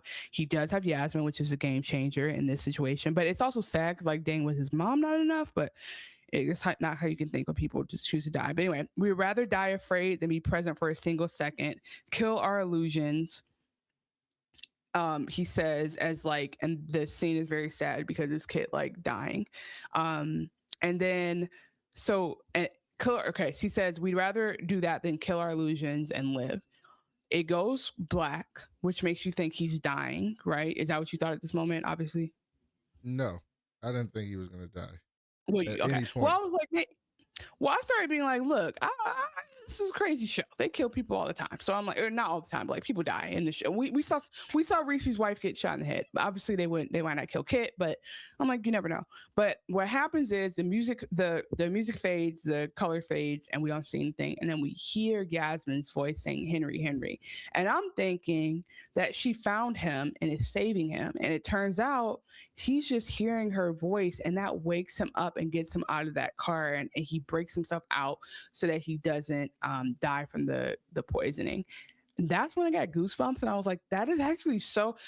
I don't want to romanticize anything about like mental health and dying by suicide, but like the idea that hearing the person he loves voice reminds him to keep going was actually very touching, especially because, you know, again, the advice she got earlier was don't be there for him like that. Let him figure it out, because he's going to resent you for that. And he doesn't. In that moment, like, it comes back to him and he realizes like, bro, and as Yasmin says later, you beat your dad. So I didn't mean to take that from Brandon, but I wanted to give the priest like side by side, because I thought that was like, so that's why I was like, they built this moment up so well. And as Uncreated Artist says in the chat, uncreated, not uncredited, I'm just amazed that any doubts I had about the show's direction being realized post Pierpoint have been squashed. The writers are truly operating at their peak, and the story of these characters are engaging as ever. I'm excited to see it all unfold. Like, I don't even remember Pierpoint at this point. Like, this is such a, they're just going for it.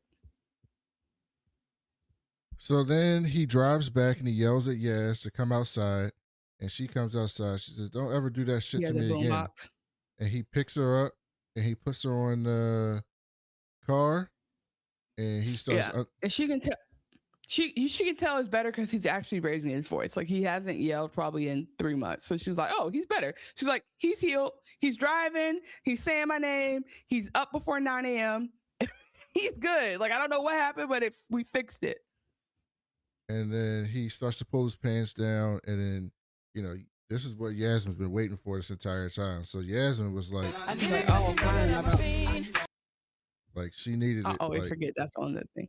Yeah, she's like, hey, you finally validated me, because I've been doing all this just to get this from you.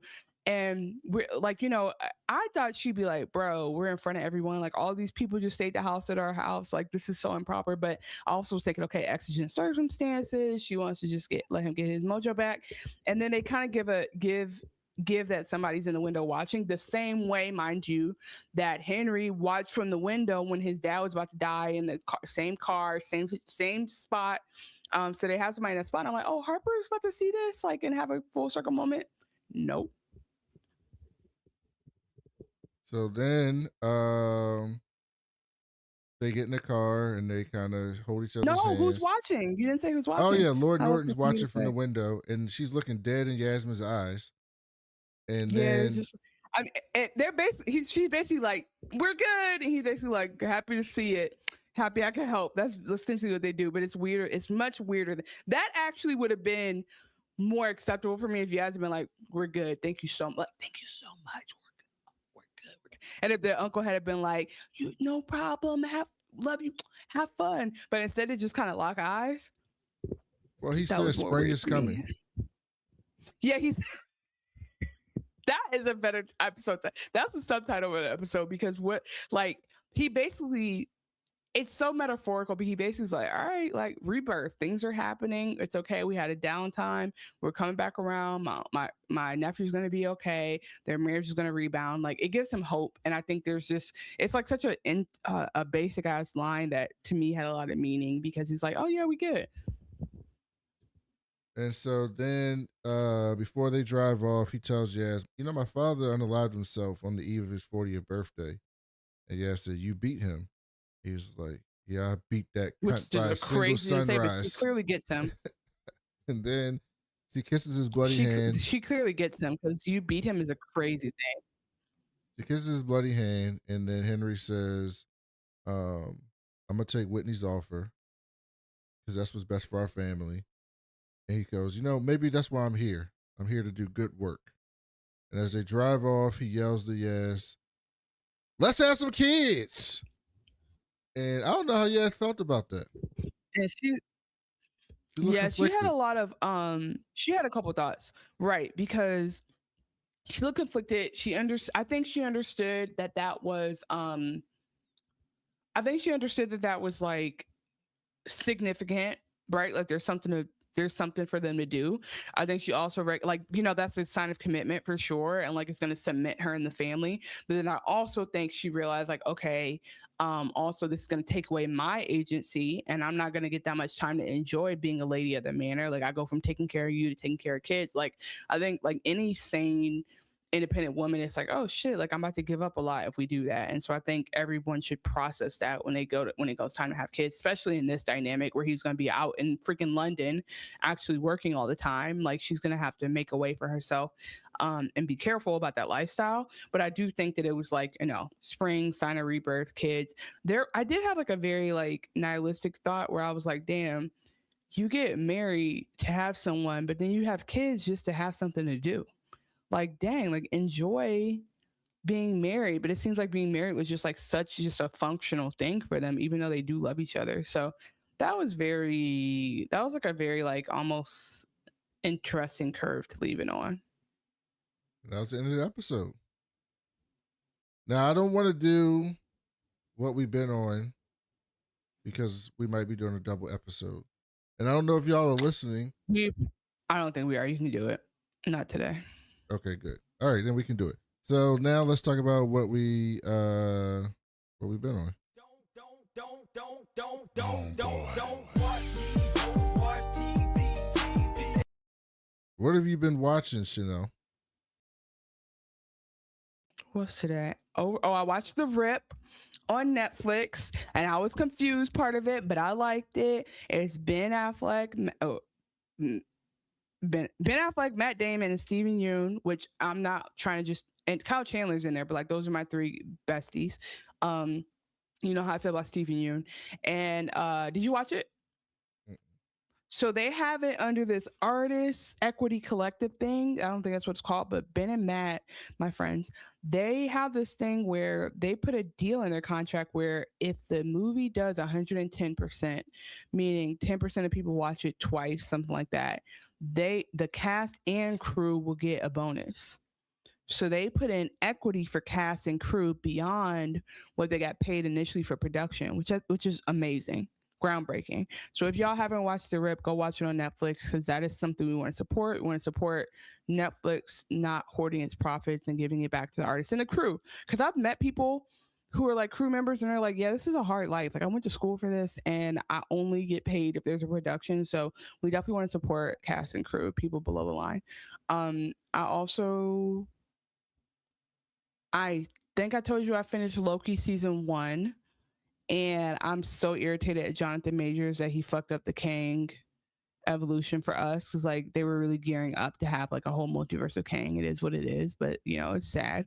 He might come back. He might have paid the price. He might, but I'm just saying, like, what I'm trying to say though is like what they were building up. You can feel what they were trying to build up, like, because it was Oh right yeah. after Thanos. And I'm like, damn, we'll never get that back. Because like even now it's gonna be about Doctor Doom, even if Kang is there, and I get it. I feel like I watched something else. Oh, I tried to start watching some stuff. I've been watching this podcast called The Adam Friedland Show, and he's known. So I don't have to hype him up that much, but I appreciate it because he's a Jewish man with politics that I really, really appreciate. And he interviewed David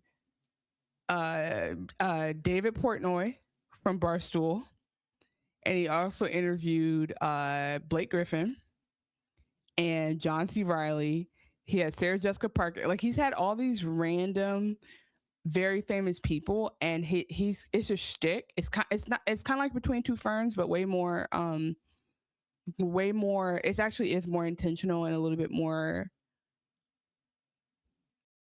It's more subtle, I think, than In Between Two Ferns. I could be using my vocabulary is limited. Anyway, I've been watching that, and that's just been getting me through. And it's such a random watch, but I've been really supporting that show. So shout out to them. And that's what I've been on. Please tell me what you've been on, because I've been watching boring stuff. I watched Poetic Justice. It's horrible. Don't watch. I mean, it's 2026. R.I.P. Tupac, mind you. It's not a good movie, but it was good to talk about. It was a good movie if you do a podcast. So I watched Poetic Justice. And then I'm traveling to North Carolina tomorrow. And so by the way, Chanel, I'm going to look like a complete asshole. And I don't care. Because I'm going to sit on the plane with my MetaQuest VR headset on my face on the plane and watch Hijack Season 2 when I'm flying to North Carolina tomorrow. So I'm excited to watch Hijack to see what kind of nonsense Idris Elba's up to. And that's pretty much it. I can't wait. Just please have somebody take pictures of you doing that so I can we can have that for the collection. We can put it on the Instagram. You know, we need Instagram content. Yeah, I think this has been I did enjoy this long weekend. I used it to kind of just catch up on stuff and not feel so behind. I do wish, man, I just wish that, you know, I don't even want to say my views on going back to work on Monday. I'll just say I enjoyed this long weekend and grateful for it. I think I've been on other stuff, but I can't really think about it. And I did say the comment I wanted to say about Otto. I can't think of anything else. I think we covered everything. We did a pretty good. Oh, I will say one thing is, if y'all are right that yeah, I would like proper labor rights, but I'm not going to talk about that. Somebody said, Egregious Monk said something is coming, which reminded him of Winter is Coming. And I am so sure. Two things I will say before we wrap up. Kit Harington is probably so happy to be speaking like modern day English. He's just so, like, because imagine, I know Game of Thrones was like amazing for careers, but like, how annoying is it to be stuck in that time period? At least now he's playing like a modern guy, which I'm happy for him. It's probably like how Scarlett Johansson felt like going out of Black Widow and playing in A Marriage Story. She's like, oh, finally I can be like a actual person like I actually am. And then also, if y'all are right about how Harper interpreted Whitney, then she might have found somebody who matches her freak. And that is House of Cards level scary, because when you get a couple that really gets each other and they're diabolical like that, we in for one. So I think they're setting up the season to be very interesting. So we'll see where it goes from here. Like, you know, I think they set us up to, I'm finishing my thoughts on industry, I guess. They set us up for the rest of the season and be about Harper and Eric getting back together, whatever's going on at Tinder, how Yasmin's going to be in it, but I think we'll see her more, the political stuff in the background. Like, they've definitely set up this season to be real good. So I'm looking forward to that. And contrary to what I've said before, I really enjoyed Night of the Seven Kingdoms, the pilot. I laughed. I didn't realize this one was a comedy. It was a very funny. I love Egg. I stand Egg already. Egg's a man. You can't tell me nothing about my Egg. And I had a pretty good week. So I'm excited. We're going to eventually, at some point, we're going to record that. I don't know if we'll do a full recap or a bunch that we probably will do a full recap of that. And I also want to talk about Fallout at some point because they had a really good episode this week. But and then eventually we will talk about Hijack. So you might just catch all of those like at a later date, all smushed together, but we will do them eventually. We promise. So do the outro. Damn. Okay, 90-minute stream, guys. Thank you for being here. We really appreciate you guys listening to We Was Watching Podcast, a podcast for blurs and baddies who love prestige TV, banking, and sci-fi, and all the other stuff that we cover, plus the politics in between. We have been your hosts, Brandon and Chanel, and we're so excited to be back for industry and the rest of the season. If you want to tell us your thoughts, you can email us. We was watching podcast@gmail.com. You can always leave us a 5-star review on Apple Podcasts, and we'll read it like we did at the beginning of the show, and we'll read our emails too. Or hit us up on social media. We're at We Was Watching everywhere. And we will be trying to commit to streaming on Monday nights to do our industry recaps at the very least.